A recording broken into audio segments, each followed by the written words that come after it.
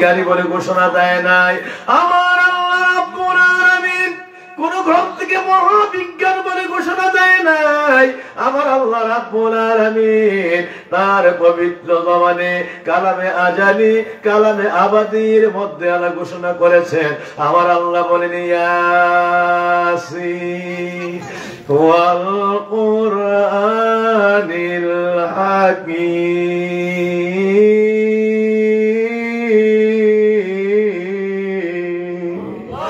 আমার আল্লাহ রাব্বুল আলামিন বলেন ইয়াসিন হে মহাবিজ্ঞানী ওয়াল কুরআনিল হাকীম, আপনার বিজ্ঞানময় কোরআনের শপথ।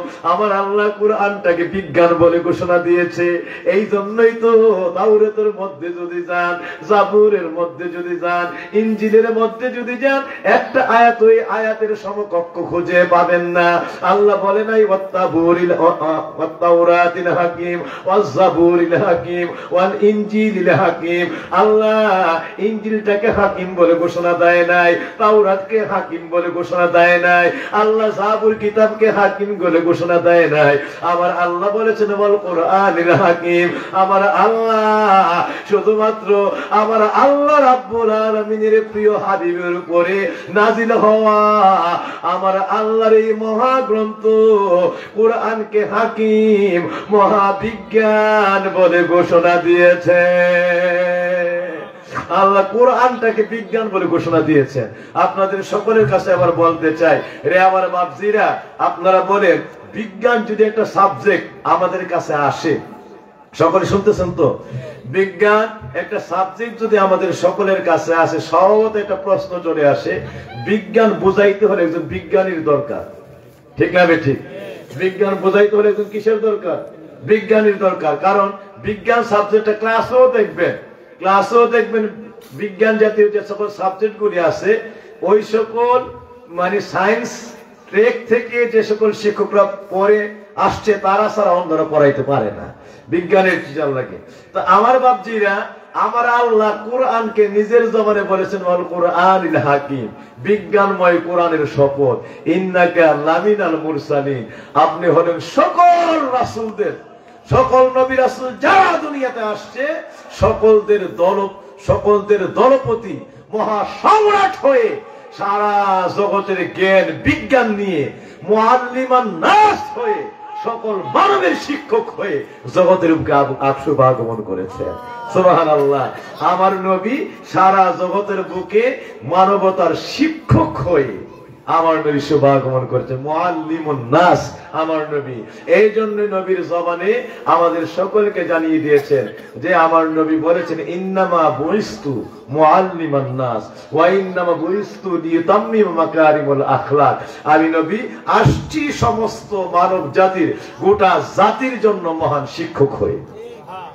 এই জন্যই আমার নবী হযরতে জিবরিল আয়েশা তখন প্রথম বললেন, প্রথম আয়াত নিয়া, ইকরা বিসমি রাব্বিকাল্লাযী খালাক, পড়ুন আপনার প্রভুর নামে। নবীজি বলেছেন লাস্তু মা আনা বিকারি, না আমি তো পাঠক না। এর অর্থ অনেকে ভুল করে, অনেকেই এই নিয়ে ভুল তাফসীর আপনাদের শোনায় দেয়। নবী বলছে না আমি তো পড়তে পারি না, আমি তো পড়া পারি না। আস্তাগফিরুল্লাহ, সবাই কই নাউযুবিল্লাহ। এই কথা যদি কেউ বলে যে নবী পড়া পারেন না বা পড়তে পারেন না, এই কথা এক মুহূর্তের জন্য বিশ্বাস করলে তার ঈমান থাকবে? আপনি বলেন শিক্ষক যিনি আসছে, আল্লাহ কইছে নবীর শিক্ষক বানায় পাঠাইছে, আবার কোরআনে নবীর বলছে মহাবিজ্ঞানী। তো বিজ্ঞানী পড়া পারে না, আপনি পারেন? বিজ্ঞানী পড়া পারে না, আপনি পারেন? এই কথা যদি কোন মানুষ একটা মিনিটের জন্য মেনে নেয়, সঙ্গে সঙ্গে সে বেঈমান হয়ে যাবে। সুতরাং বলেন, যিনি মানবতার শিক্ষক হয়ে জমিনের মধ্যে শুভাগমন করেছেন, তিনি পড়া পারে কি পারে না? আরে জোরে পারে কি পারে না? কে শিখাইছে? আল্লাহ। আমার আল্লাহ বলেছেন আমার দয়াল নবীর শিক্ষক পৃথিবীর কেউ না, স্বয়ং কুদরতওয়ালা আমি রব্বুল আলামিন আমার নবীর শিক্ষক। আর আমি রব্বুল আলামিন সমস্ত জ্ঞান বিজ্ঞান নিজে আমার নবীকে ঢেলে দিয়েছি। সুবহানাল্লাহ। আর রহমান আল্লামাল কুরআন খালাকাল ইনসানা আল্লামাহুল বায়ান। যাই হোক বাবাজিরা, খুব গুরুত্বপূর্ণ তাফসীর চলে আসছে। যেহেতু আসছে, অল্প সময় একটু আমি ইশারা দিয়ে রাখি। আমার নবীকে হযরত জিবরাইল বললেন, ইকরা বিসমি রাব্বিকাল্লাযী খালাক। আমার আল্লাহ রাব্বুল আলামিন আয়াত দিয়ে পাঠাইলেন। হযরত জিবরাইল বলেন, ইকরা, হে নবী আপনি পাঠ করুন। আমার নবী বললেন, না লাস্তু মা আনা বিকারি, আমি তো পাঠক নই। এর অর্থই পড়তে জানি না। না, নবী বলছেন আমি তো পাঠক নই, অর্থাৎ নবী দুনিয়ার কোন বিদ্যালয়ে কারো কাছে পড়াশোনা করেন না। দুনিয়াতে নবীর কোন শিক্ষক নাই, নবীর কোন শিক্ষক আল্লাহ দুনিয়াতে রাখে নাই। নবীর শিক্ষক আল্লাহ। এই জন্য জিবরাইলের কাছে অস্বীকার করেছে, লাস্তু মা আনা বিকারি, আমি তো পাঠক না, অর্থাৎ আমি তো ছাত্র না যে আমার কোন উস্তাদ আছে যার কাছে পড়া শোনাইতে হবে। এই জন্য আমার নবী বলছেন, মা আনা বিকারি, আমি তো পাঠক না, আর দুনিয়াতে আমার কোন শিক্ষক নাই যার কাছে আমি পড়া শোনাইতে হবে। সুবহানাল্লাহ। এই জন্য আমার নবীর এটা তাফসীরে আসছে, লা ইয়াকতুবু ওয়া লা ইয়াকরা, অর্থাৎ নবীর জিবরাইল প্রশ্ন করছে আপনি পাঠ করুন, আপনি পড়ুন।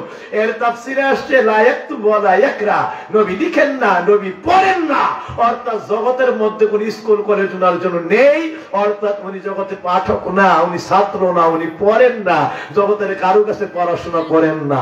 সুতরাং লা ইয়াকতুবু, তিনি লিখেনও না, তিনি লিখেন না, তিনি পড়েন না, জগতে ওনার পড়াশোনা করার কোনো প্রয়োজন হয় না। পড়াশোনা কে করাইছে? আল্লাহ। এই জন্য তাফসীরে আসছে লা ইয়াকতুবু ওয়া লা ইয়াকরা, অর্থাৎ নবী দুনিয়ার জগতে লিখেন না, দুনিয়ার জগতের পড়া পড়েন না। এখন এইটা নিয়ে বানাই দিছে নবী পড়তে পারে না। এইটারে কি বানাই দিছে নবী যে পড়তে? এই জন্য কনসেপ্ট ক্লিয়ার করেন। প্রথম নম্বরে ইয়াসিন এর অর্থই হলো হে মহাবিজ্ঞানী। এটা সমস্ত মুফাসসিরিনে কেরাম ঐক্যমত পোষণ করেছেন। যেহেতু আল্লাহ কোরআনকে বলেছেন ওয়াল কুরআনিল হাকিম, কোরআনকে আল্লাহ মহাবিজ্ঞান বলে ঘোষণা দিয়েছেন, যে বিজ্ঞানময় কোরআনের শপথ, ইন্নাকা লামিনাল মুরসালিন, আপনি সকল নবীদের অধিপতি সম্রাট, জগতে এসেছেন গোটা মানবতার শিক্ষক হয়ে। সুবহানাল্লাহ। তাইলে আমার আল্লাহ সমস্ত মানবের শিক্ষক করে, জগতের শিক্ষক করে যারা পাঠাইলেন, আর বলে দিয়েছে এটা বিজ্ঞানময় কোরআনের শপথ। তো কোরআনটাকে বিজ্ঞান বলেছেন, এই বিজ্ঞান বোঝায় দেওয়ার জন্য জগৎবাসী তো বিজ্ঞান দিছে আল্লাহ, কিন্তু এটা বোঝার জন্য একজন বিজ্ঞানীর দরকার, নাইলে একজন টিচারের দরকার। এই বিজ্ঞান কে বুঝাইবে? নাইলে জগৎবাসী কেমনে শিখবে, বিজ্ঞানকে কেমনে বুঝবে? এই জন্য ইয়াসিন সমস্ত মুফাসসিরিন কেরাম তাফসীর করেছেন, ইয়াসিন অর্থ হলো হে মহাবিজ্ঞানী।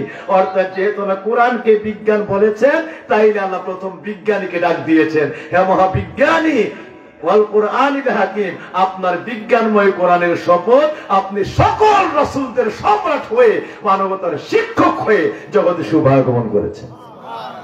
আল্লাহু আকবার। এই কথাটা কি বুঝতে পারছেন? তাই এবার আমি সামনে যাই। আমার বাপজিরা, এই কথাটা আরেকটা দলিল হাদিসের দিয়ে রাখি। যখন আমার নবীর যখন হুদাইবিয়ার সন্ধি হচ্ছে, সালহুল হুদাইবিয়া, আরবিতে বলা হয় সালহুল অর্থ সন্ধি, তো হুদাইবিয়ার সন্ধি। এই আসসালহু বাইনাল কুফার মা মুহাম্মাদুর রাসূলুল্লাহ সাল্লাল্লাহু আলাইহি ওয়াসাল্লাম, আমার নবীর সঙ্গে যখন এদের চুক্তি হয় এই হুদাইবিয়ার জমিনের মধ্যে, তখন এটার লেখক ছিল, চুক্তির লেখক ছিল হযরত আলী রাদিয়াল্লাহু তাআলা। হযরত আলীকে সন্ধি লেখার জন্য, হযরত আলীকে সন্ধিনামা লেখার জন্য দায়িত্ব দেওয়া হলো। হযরত আলী লিখলেন কি, আসসালহু বাইনাল কুফার মা মুহাম্মাদুর রাসূলুল্লাহ সাল্লাল্লাহু আলাইহি ওয়াসাল্লাম, অর্থ হলো আজকের এই হুদাইবিয়ার সন্ধি হলো কুফফারদের সঙ্গে আল্লাহর রাসূল সাল্লাল্লাহু আলাইহি ওয়াসাল্লামের। এইটা যখন দেখছে ওইখানের কাফেরগুলি দাঁড়িয়ে গেছে, না তাইলে তো আমাদের মক্কাতে মুহাম্মদের বেরি করা লাগে না, মুহাম্মদের সঙ্গে কোনো ঝগড়াঝাটি করা লাগে না। আমরা যদি মুহাম্মদকে রাসূলুল্লাহ মাইনা নেই, এমনি মুহাম্মদুর রাসূলুল্লাহ লেখছে, এই রাসূলুল্লাহ শব্দটা কাটো, আমরা তো মুহাম্মদকে রাসূল মানি না। আর রাসূলও যদি মানি, তাইলে আবার ওনার সঙ্গে কি সন্ধি তো মাইনে নিছি, যে সুতরাং এটা কাটতে হবে, নাইলে আমরা এই চুক্তিনামায় স্বাক্ষর করব না। বেয়াদব গুলি ওইখানে দাঁড়ায় গেল। তো হযরত আলীকে নবী বলছে, আলী তুমি তো দেখছো এরা তো চুক্তিনামায় স্বাক্ষর করবে না, এরা যে অবস্থা নিয়েছে এরা আজকে ঝগড়া বিবাদ লাগাই রাখবে। তো সুতরাং দ্বন্দ্ব নিরসনের লক্ষ্যে তুমি রাসূলুল্লাহ শব্দটা কেটে দাও, লেখো হাযা সালহু। আমার নবী বলছেন লিখো হাযা সালহু, হাযা সালহু বাইনাল কুফার মা মুহাম্মদ ইবনে আব্দুল্লাহ। এই কথা লিখো, মুহাম্মদুর রাসূলুল্লাহ না লিখে মুহাম্মদ ইবনে আব্দুল্লাহ। হযরতে আলী দাঁড়ায় গেছে, ইয়া রাসূলুল্লাহ আমার জীবন আপনার কদমে কুরবান হোক, এই মুহূর্তে আমার জীবন আপনার কদমে শহীদ হোক, আমার মা বাবা সহ বংশধর শহীদ হোক। কিয়ামত হয়ে যেতে পারে যে আলী 6 বছর বয়স থেকে দুনিয়ার সমস্ত বাসনা কামনা ছাইরা আপনার কদমের মধ্যে আপনার গোলামিতে জীবনকে লুটাইয়া দিয়েছি, আপনাকে রাসূল মাইনা জীবনকে সমর্পণ করে দিয়েছি। এই আলী তার কলম দিয়া তার হাত দিয়া রাসূলুল্লাহ শব্দ কাইটা দেওয়া, কিয়ামত হয়ে যেতে পারে আমি আলীর পক্ষে এই কিয়ামতের দিন ওইটা সম্ভব হবে না। আর এখন তো প্রশ্নে আসে, এখন কাফেররা দাঁড়ায় গেছে কাটার জন্য, আর আলী দাঁড়ায় গেছে কিয়ামত হয়ে গেল, আমি আলীর পক্ষে এই কাজ, আপনি রাসূলের উপরে কলম ধরা, এই কথা আমি আলীর দ্বারা সমস্ত জান চলে যেতে পারে, নিঃশ্বাস চলে যেতে পারে, শেষ নিঃশ্বাস পর্যন্ত আলীর হাতে এটা সম্ভব হবে না। আপনাদের কষ্ট হচ্ছে? অল্প সময় কি কষ্ট হচ্ছে নাকি? আমার বাবাজিরা এই কথা বললে আমার নবী আলী রে বলেন, আতিন আল কুররাসা, আলী রে এই সন্ধিনামা এই খাতা আমি নবীর হাতে উঠায়া দাও। আল্লাহু আকবার। নবী বলে, আলী রে বুঝছি তোরা কেউ করবি না, কোন সাহাবারও করবে না, তো কাজ করো এই সন্ধিনামা আমি নবীর হাতে উঠায়া দাও। সুবহানাল্লাহ। বুখারীর মধ্যে আসছে মিয়া এই সন্ধিনামা আমার নবীর হাতে উঠায়া দেওয়া হলো। আমার নবীর হাতে যখন উঠায়া দেওয়া হলো, আমার দয়াল নবী, আমার নবী নিজের হাতে আলীকে বলেছিলেন আমহু, আমহু শব্দের অর্থ মুছে দাও, কেটে দাও। হযরত আলী রাদিয়াল্লাহু তাআলা আনহু নবীর হাতের মধ্যে সন্ধিনামা উঠায়া দিলে আল্লাহর নবী রহমতের আঙ্গুল মোবারক দিয়া আমার নবী কলম হাতে নিয়া আস্তে করে রাসূলুল্লাহ শব্দটা কেটে দিলেন। নবী নিজের পবিত্র নুরানি আঙ্গুল মুবারকে হাত মুবারকে রেখে দিলেন। আগে লেখা আছে হাযা সালহু বাইনাল কুফার, আর পরে যে লেখা মা মুহাম্মাদুর রাসূলুল্লাহ, ওই রাসূলুল্লাহ শব্দটা কেটে আমার নবীজি লিখে দিলেন মুহাম্মদ ইবনে আব্দুল্লাহ। সকলে বলি মারহাবা। এবার আমি কেন কথা বলি, একদল উলামা আওয়াজ করে নবী লিখতে জানতেন না, পড়তে জানতেন না, নবী মূর্খ ছিলেন, কোনটা আলিফ কোনটা বা কোনটা তা নবী চিনতেন না।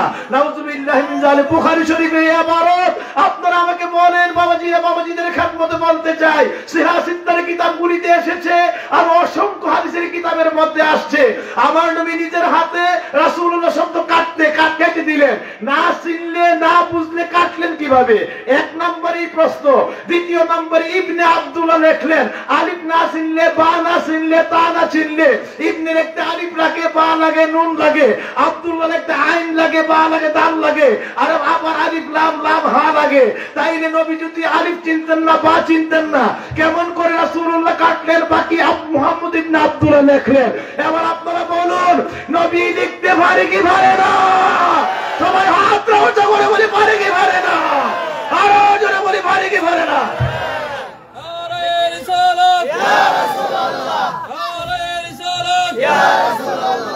সকলে বলি মারহাবা। এইটার থেকে এই কোরআনের আয়াতের তাফসিরে এই কথা সারা পৃথিবীর মুফাসসিরিন কেরাম এক বাক্যে লিখে গিয়েছেন যে এই যে ইকরা বিসমি রাব্বিকাল্লাযী খালাক, এই আয়াতের তাফসির নবী লিখতে পারে না, লিখতে জানে না। না, এই আয়াতের তাফসির হয়েছে লা ইয়াকতুবু ওয়া লা ইয়াকরা, তিনি লিখেন না, তিনি পড়েন না। জগতের কারো কাছে তার পড়ার কোনো প্রয়োজন হয় না, তিনি সব লেখা সব পড়া সব আল্লাহ তাকে শিখিয়ে জগতের শিক্ষক করে, গোটা জগতের বিজ্ঞানী করে আল্লাহ জমিনে পাঠিয়েছেন। এই জন্য নবী জগতের কারো কাছে লিখে না, কারো কাছে। এইটার অর্থ জিবরিলকে বলছে লাস্তু মা আনা বিকারি, না আমি তো পাঠক নই, আমি তো ছাত্র না, কেন তোমার কাছে পড়বো? সুবহানাল্লাহ। আমি তো ছাত্র না, এই যে নবী যদি প্রথম পড়ে ফেলতেন তাহলে জিব্রাইলের কাছ থেকে নবীজি শিক্ষা নিয়েছেন এর প্রমাণ করতো। এই জন্য নবীজি প্রথমেই ওয়েট মানে নবীজি ওয়াট করলেন, অর্থাৎ নবীজি প্রথমেই এই বিষয়ে নবীজি চুপ হয়ে গেলেন, তথা নবীজি এই জায়গার মধ্যে আড়ি পাতলেন, তথা নবীজি নাকচ করে দিলেন, জিব্রাইলের কথাকে প্রথম প্রত্যাখ্যান করে দিলেন। এইটা দিয়া প্রমাণ করে দিলেন যে জিব্রাইলের কাছে নবী পাঠ করেন নাই, নবীজি এখান থেকে শিক্ষা নেয় নাই, স্বয়ং শিক্ষা দিয়েছে কে? আরো জোরে কে? সুবহানাল্লাহ। সুতরাং জগতের কারো কাছে তিনি লিখেন না, জগতের কোন বিদ্যালয়ের শিক্ষকের কাছে তিনি পড়েন না, তিনি আইছেন সকলের মহান শিক্ষক হয়ে, সকল জাতির মহান শিক্ষক হয়ে। তার কনসেপ্টটা ক্লিয়ার করেন। আজকে হাদিস দিয়েও দলিল দিলাম, কোরআনের আয়াত দিয়েও দলিল দিলাম। আমার নবীজি বলছে আলীরে আমহু কেটে দাও, আমহু শব্দের তো মুছে ফেলা, কেটে দেওয়া। কাফেররা যখন মন ধরেছে, এরা যখন কোন প্রকার কমেন্টস করেছে, তাকে কেটে দাও। আলী দাঁড়ায় গেছে ইয়া রাসূলুল্লাহ, এরা কমেন্টস করতে পারে বেঈমান, কিন্তু আলীর পক্ষে রাসূলুল্লাহ শব্দ কেটে দেওয়া কিয়ামত হয়ে গেল সম্ভব হবে না। আলী দাঁড়ায় গেছে আবার নবী রাসূলুল্লাহর পক্ষে, নবীকে কেউ লাগতো না আমার হাতে তো। সুবহানাল্লাহ। আল্লাহর নবী নিয়ে নিজে কাটলেন, এরপরে মুহাম্মদ ইবনে আব্দুল্লাহ নিজের পবিত্র নুরানি হাত দিয়া লিখে দিলেন। এই দিয়া কিয়ামত পর্যন্ত প্রমাণ হয়ে গেছে আল্লাহ রাসূল লেখাও জানে, পড়াও জানে কি জানে না? সুবহানাল্লাহ। আমার বাপজিরা এবার চলেন সামনে। আমার নবীকে আল্লাহ বললেন ইয়া রাসূলুল্লাহ ইয়াসিন, হে মহাবিজ্ঞানী, আমার আল্লাহ আমার নবীর বিজ্ঞানী বলে ঘোষণা করেছেন। আপনাদের খেদমতে আরজ করতে চাই, আল্লাহ হযরত ইব্রাহিমকে বিজ্ঞানী বলে নাই, হযরত মূসাকে বিজ্ঞানী বলে নাই, হযরত ঈসাকে বিজ্ঞানী বলে নাই। আমার আল্লাহ 2 লক্ষ মতান্তরে 1,24,000 পয়গম্বরের একজন পয়গম্বরের শানেও ইয়াসিন নামক শব্দ উল্লেখ করে নাই। ও আমার বাপজিরা, এইটা শুধুমাত্র আমার নবীর নামে, আমার নবীর জন্য স্পেশাল ভাবে আল কোরআনুল কারীমের মধ্যে এই নাম ধরে আমার নবীরে ডাক দিলেন।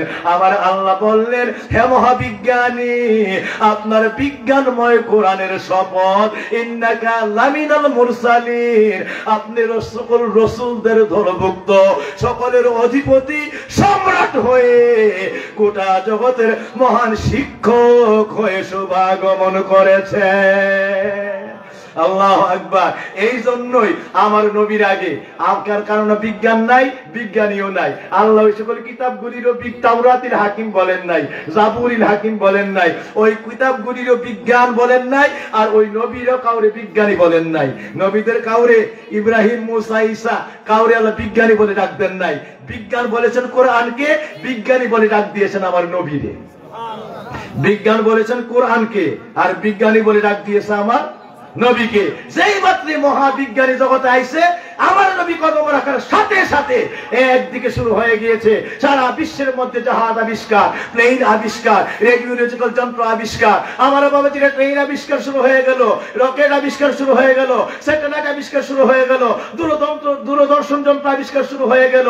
আমার বাবাজিরা সারা পৃথিবী টেলিস্কোপ যন্ত্র আবিষ্কার শুরু হয়ে গেল, টেলিস্কোপ যন্ত্র আবিষ্কার শুরু হয়ে গেল, সারা পৃথিবীর পাথ ফাইন্ডার আবিষ্কার শুরু হয়ে গেল। এই সারা পৃথিবীতে মোবাইল থেকে শুরু করে সারা পৃথিবীটা বিজ্ঞান দিয়া, সারা পৃথিবী বিজ্ঞানের মহাসমুদ্রে স্ফুরণে সারা পৃথিবী আন্তরিত হয়ে গেল। এর আগে একটা রিক্সাও নাই, কারণ বিজ্ঞানী নাই, বিজ্ঞান নাই। আর যেই মাত্র আমার নবী আইছে, সারা পৃথিবী বিজ্ঞান এমন সয়লাভ হয়ে গেছে যে ঘরের থেকে বের হইলে বিজ্ঞানের সৃষ্টি করা গাড়ি দিয়া সারা পৃথিবীর যে কোনো জায়গায়, এরপর ওইখান থেকে প্লেন দিয়া সারা পৃথিবীর যত্রে তত্রে, আমার ইচ্ছা করলে আসমানে রকেট দিয়া একদম মঙ্গল গ্রহে চাঁদের দেশে ওই জায়গা পর্যন্ত চলে যাচ্ছে একমাত্র আমার নবী রাহমাতুল লিল আলামিনের বিজ্ঞানের কদম যখন দুনিয়ার মধ্যে লেগেছে। ঠিক না বে ঠিক? আরো জোরে বলি ঠিক না বে ঠিক? নবী নাই, কোন আমলে একটা রিক্সাও, তারা চলতো গাদার উপরে, তারা চলতো এই ঘোড়ার উপরে আরোহণ করে, উটের উপরে আরোহণ করে। উট, ঘোড়া, গাদা এইগুলি ছিল তাদের বাহন। রাহমাতুল লিল আলামিন আইছে, সুবহানাল্লাহ, মানুষ উঠতে উঠতে উঠতে উঠতে গিয়া মঙ্গল গ্রহ পর্যন্ত পৌঁছছে। ঠিক না বে ঠিক? আরো জোরে বলে ঠিক না বে ঠিক? এরই নাম রাহমাতুল্লিল, আরো জোরে এরই নাম রাহমাতুল্লিল আলামিন।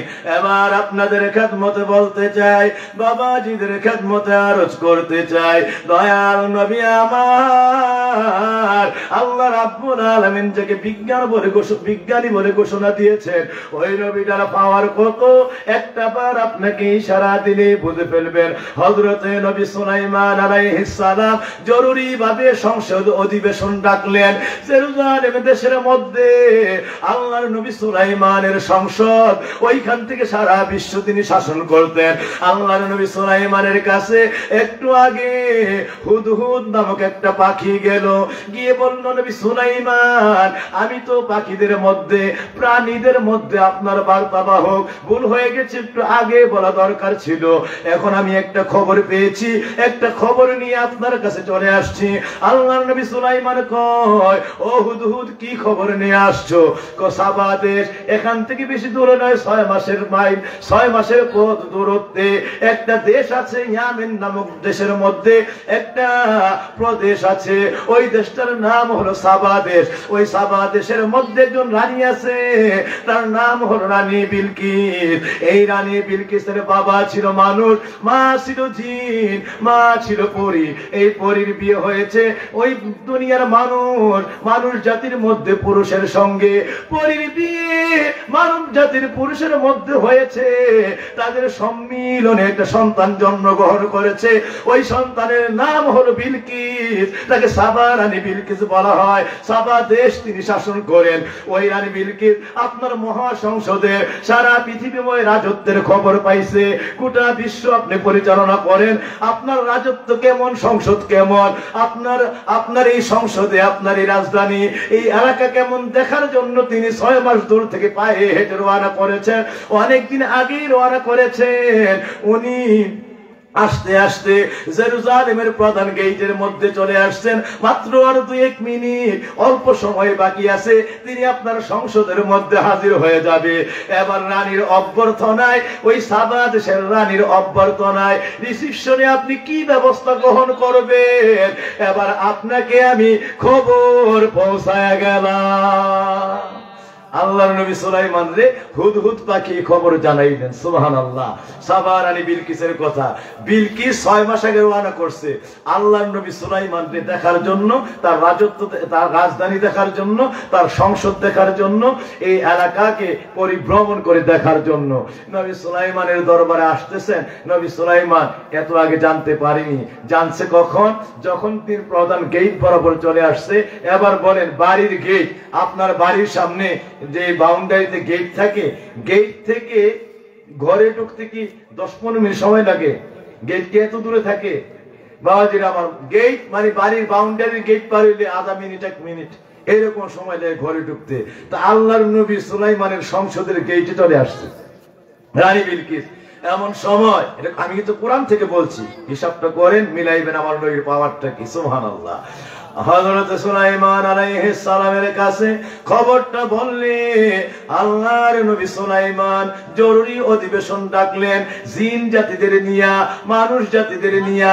মাত্র সময় আছে 1 থেকে 1.5 মিনিট। রানী বিলকিস চলে আসতেছে। উনি সংসদ ডাইকা জরুরি অধিবেশন তলব করলেন। জিন জাতি মানব জাতিকে বললেন, তোমাদের মধ্যে কে আছো? সাবা রানী বিলকিস আমি নবী সুলাইমানের সংসদের মধ্যে চলে আসতেছে। সে প্রধান গেটের কাছে হাজির হয়ে গেছে। সে ঢুকার আগে তার একটা সিংহাসন আছে, কুরসি আছে, যেই জায়গায় বসে সে সাবা দেশকে শাসন করে, পরিচালনা করে। তার কুরসিটা, তার চেয়ারটা হলো 80 হাত লম্বা, 60 হাত পাশ, 40 হাত উঁচা। এই বড় তার চেয়ার। তার ওয়ালাহা আরশুন আযীম, আল্লাহ কোরআনের মধ্যে বলছে ওয়ালাহা আরশুন আযীম। তার একটা আরো সেটা সিংহাসনের কুরসি আছে, এটা 80 হাত লম্বা, 60 হাত পাশ, 40 হাত উঁচা। এর মধ্যে বসে তিনি ওই দেশ শাসন করতেন। এই চেয়ার 80 হাত যদি লম্বা হয়, ছোট না বড় চেয়ার? আরে মেয়ে প্যান্ডেলের চাইতে বড়, ঠিক না? ঠিক। 80 হাত লম্বা, আবার 60 হাত, 40 হাত উঁচা। নবী সুলাইমান বলেন, কে আসো? যে রানী বিলকিস প্রথমে একটু হতভম্ব হয়ে যায়, যে তার দেশের সবচাইতে, তার কাছে সবচাইতে দামি জিনিসটা তার সিংহাসন, সবচাইতে সুন্দর জিনিস। এই সিংহাসনের সেজন আয়সা দেখে আমি সুলাইমানের সিংহাসনের পাশে এই চেয়ার একটা পড়ে আছে, মানে সে যেন অহংকার গর্ব করার কোন রাস্তাই খুঁজে না পায় যে আমার দেশের এত বড় সিংহাসন এইগুলি সুলাইমানের সংসদের আশেপাশেই পড়ে থাকে। বুঝতে পারছেন না? সুলাইমানের সংসদের আশেপাশেই পড়ে থাকে। তার কারণ সে ছিল ওই সময় কাফির ছিল, তো তার ইসলামের দাওয়াত দিবেন, দেওয়ার জন্য তিনি বুঝাই দিচ্ছেন যে তুই যত রাজত্ব নিয়ে গর্ব অহংকার করবি, এইগুলি তো সবচেয়ে বড় বড় আউসের জিনিস, গর্ব অহংকারের জিনিস, এই যে সুলাইমানের চেয়ারের আশেপাশে পড়ে থাকে। কথাই বুঝতে পারছেন না বাবাজিরা? এইটাকে তাকে হতভম্ব আচমকা করে দেওয়ার জন্য নবী সুলাইমান জরুরি অধিবেশন ডাকলেন, তলব করলেন। আমার বাবাজিরা তিনি বললেন, কে আছো? রানী বিলকিসের সিংহাসনটা সে প্রধান গেট থেকে ঢুকার আগে আমি নবীর সংসদের মধ্যে হাজির করে দিতে পারবা?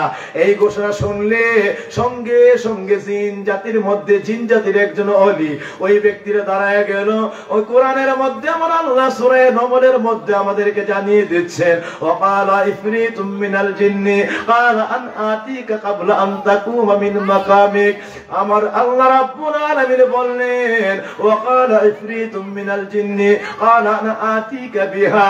ও আল্লাহর নবী সুলাইমান, আমি জিন জাতির মধ্যে একজন জিন জাতির মধ্যে আপনার একজন উম্মত, জিন জাতির একজন ওলি, আপনার উম্মত জিন জাতির ওলিদের মধ্যে একজন ওলি। আমি দাঁড়ায় গেলাম, আমার অনুমতি দেন, রানী বিলকিসের সিংহাসনটা আমি আনতে পারবো, কিন্তু সময় দিবেন। আপনি বলবেন আনো আনো বলে বসা থেকে শুধু দাঁড়াইবেন, দাঁড়াইতে গিয়ে 1 সেকেন্ড 2 সেকেন্ড 3 সেকেন্ড যাওয়াই লাগে, শুধু বসার থেকে দাঁড়াইবেন, দাঁড়াই দেখবেন 6 মাস দূরের রাস্তা, সাবা দেশে রানী বিলকিসের সিংহাসন জেরুজালেম দেশের মধ্যে আপনার সংসদের ভিতরে হাজির। সুবহানাল্লাহ। আপনি শুধু বলবেন আনো আনো বলে দাঁড়াইবেন, দাঁড়াই দেখবেন মহাসিংহাসন রানী বিলকিসের কুরসি 80 হাত লম্বা, 60 হাত পাশ, 40 হাত উঁচু আপনার দরবারে হাজির হয়ে গেছে। সুলাইমান কোন না, হয় নাই রে, হয় নাই, এটা অনেক সময় লাগে। 3 সেকেন্ড, এটা বিশাল সময়ের বিষয়। আচ্ছা বলেন 3 সেকেন্ড বলে অনেক সময় লাগে, এটা বলে অনেক সময় হয়ে যায়। হইছে না রে, হইছে না। জিন জাতির ওলি নাম হলো ইফরিত। কোরআনের আল্লাহ কোরআনে তার নামটা বলে দিয়েছেন, ওয়াকালা ইফরিতুম মিনাল জিন্নি। জিন জাতির মধ্যে ইফরিত দাঁড়ায় প্রার্থনা করছিল, আমার অনুমতি দেন, শুধু বলবেন আনো বইলে দাঁড়াইবেন, দাঁড়াই দেখবেন হাজির। আল্লাহ নবী কোন না, এটা 2-3 সেকেন্ড লাগবে, অনেক সময় লাগে, এটা বড় অনেক সময়। এবার কে আছো? আর কি কেউ আছো যে এই সিংহাসন তার চাইতো আগে আমি নবী সুলাইমানের দরবারে হাজির করে দিতে পারবা?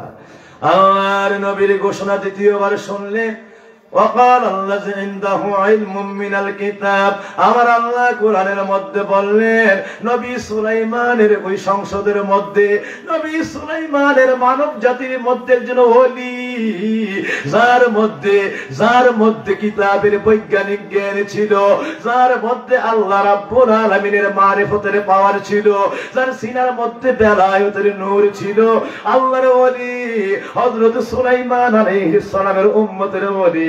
وقال الذي عنده علم من الكتاب, ওই কিতাবের জ্ঞানওয়ালা, মারিফতওয়ালা, মুরাকাবাওয়ালা আল্লাহর ওলি দাঁড়ায় গেলেন, দাঁড়ায় বললেন, কালা আন আতিকা বিহা, আপনি যদি অনুমতি দেন আমি ওই সিংহাসনটা নিয়ে আসতে পারবো।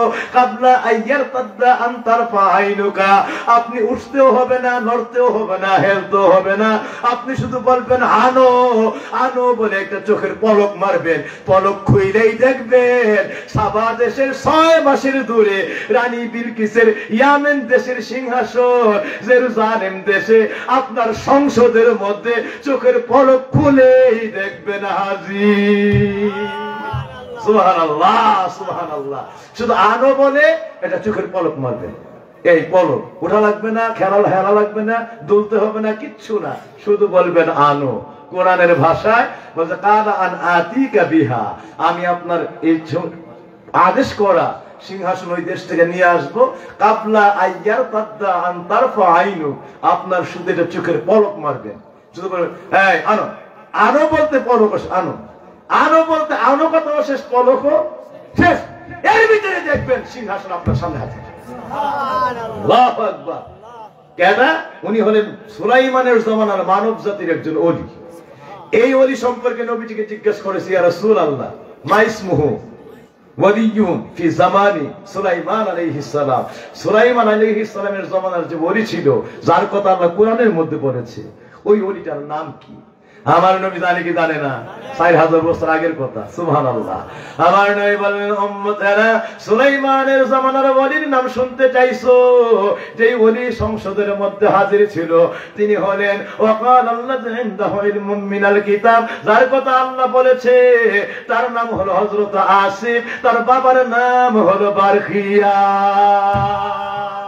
আমার নবী 4000 বছর পরে তার নামও জানে, তার বাবার নামও সুবহানাল্লাহ, তার নামও জানে, তার বাবার নামও জানে। নবীজি তার নাম হলো আসিফ ইবনে বারখিয়া, তার নাম আসিফ, বাবার নাম বারখিয়া। সুবহানাল্লাহ। আমার নবী কয় উতিতু বিয়াদাইনি কিতাবাইন, আমি নবীর দুই হাতের মধ্যে দুইটা ডায়েরি আল্লাহ দিয়ে দিচ্ছে। আমি নবীর কুদরতি, আল্লাহর কুদরতি, আমি নবীর মুজিজায় দুই হাতে দুইটা ডায়েরি আছে।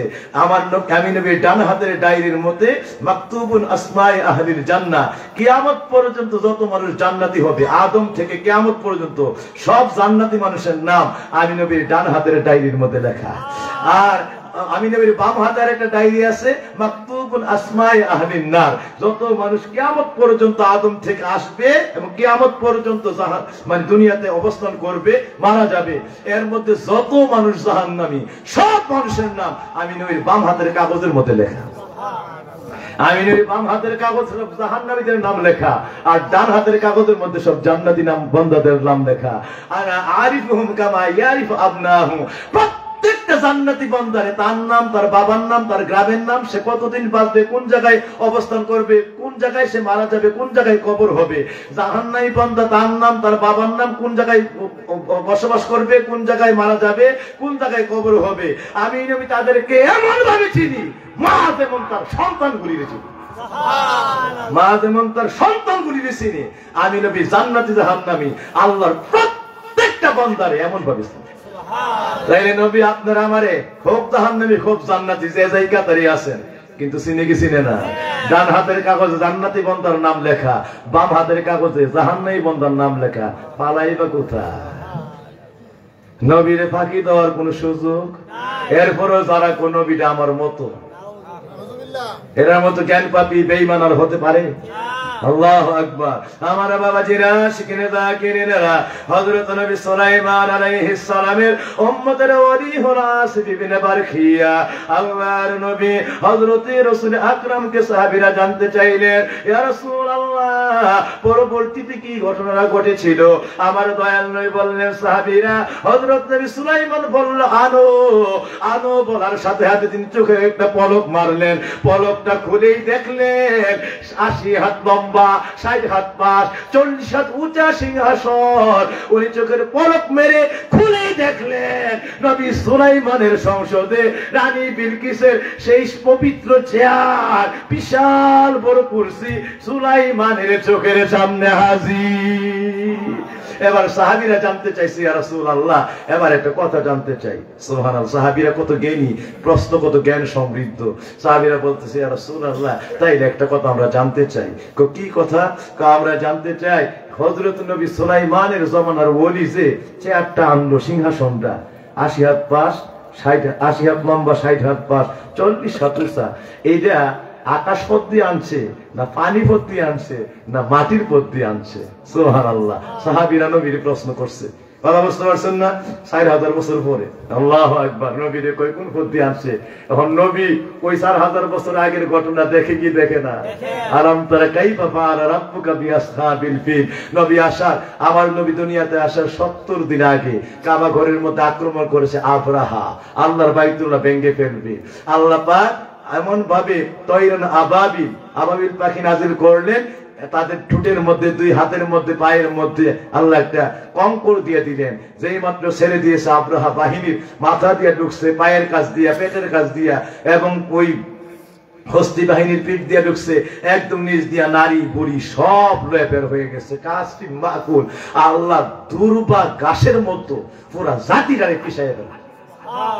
কাশ মাকুল দুর্বা কাশ যেমন এগুলো নিয়ে যদি কোথাও পিছাইতে থাকে চাপাইতে থাকে যা হয়, আল্লাহ গোটা জাতির সাবা সাবা করে ফেলছিল, এইভাবে চাপাই ফেলছিল, এইভাবে পর্যদস্ত করে দিয়েছিল। আল্লাহর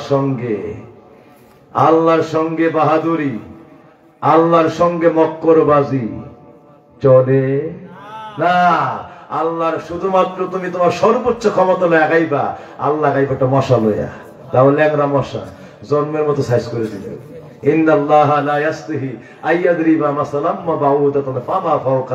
আল্লাহ বলে তোর ক্ষমতা তো এখন শেষ, তোর আর ক্ষমতা নাই, আমি শুধুমাত্র মশা আর মাছি দিয়ে শুরু করি। যেমন আল্লাহ নমরুদে সারা পৃথিবীর বাদশা, পৃথিবী চালাইতো, আল্লাহরে মারতে গেছে সেই মাঠের মধ্যে একদম তীর মানে তীরন্দাজ বাহিনী দিয়া আল্লাহ নবী ইব্রাহিমের জিজ্ঞেস করে তোমার আল্লাহ কই থাকে? কাল রহমান আরশ ইস্তাওয়া, আল্লাহ আরশে থাকে। আরশ কোন জায়গায়? ফাওকাস সামা, আসমানের উপরে। তো দুপুরের দিকে তোমার আল্লাহ আছে কহ, এই মাল দুপুরের দিকে নিশানা করে ওইখান থেকে তীর মারা শুরু করলো। উপরের দিকে আল্লাহরে তীর মারবো, ওইখান থেকে আল্লাহর মাইরা ফেলবো। তীর যখন মারে আল্লাহ হযরতে জিবরাইল ডাকছে, জিবরাইল একটু কাজ আছে তাড়াতাড়ি আয়। কেয়ারা তো এত চেষ্টা করতেছে, প্রাথমিকভাবে তো মনটা একটু খুশি করা লাগে। প্রাথমিকভাবে আল্লাহ তৈরি, প্রাথমিকটা কি আবার? প্রাথমিক বিদ্যালয় এটা মধ্যে কি শিক্ষা দিবেন? প্রাথমিক শিক্ষা দে, হ্যাঁ, উচ্চ বিদ্যালয়ের দরকার নাই, এটি লোড নিতে পারবে না, এটা প্রাথমিক বিদ্যালয়ের শিক্ষা দাও। তো প্রাথমিক বিদ্যালয়ের শিক্ষাটা কি? প্রাইমারি স্টেপের শিক্ষা। আল্লাহ কয় যাও গিয়া সারা পৃথিবীর প্রাণীদের কাছে বলবা, কে আসো তোমাদের দেহ থেকে আল্লাহ রক্ত চাইছে, আল্লাহর একটু রক্ত দিয়ে খুশি করবা। আল্লাহর একটু প্রয়োজন, আল্লাহ একটু রক্ত চায়। তখন হযরত জিবরাইল সারা পৃথিবীতে চলে গেল।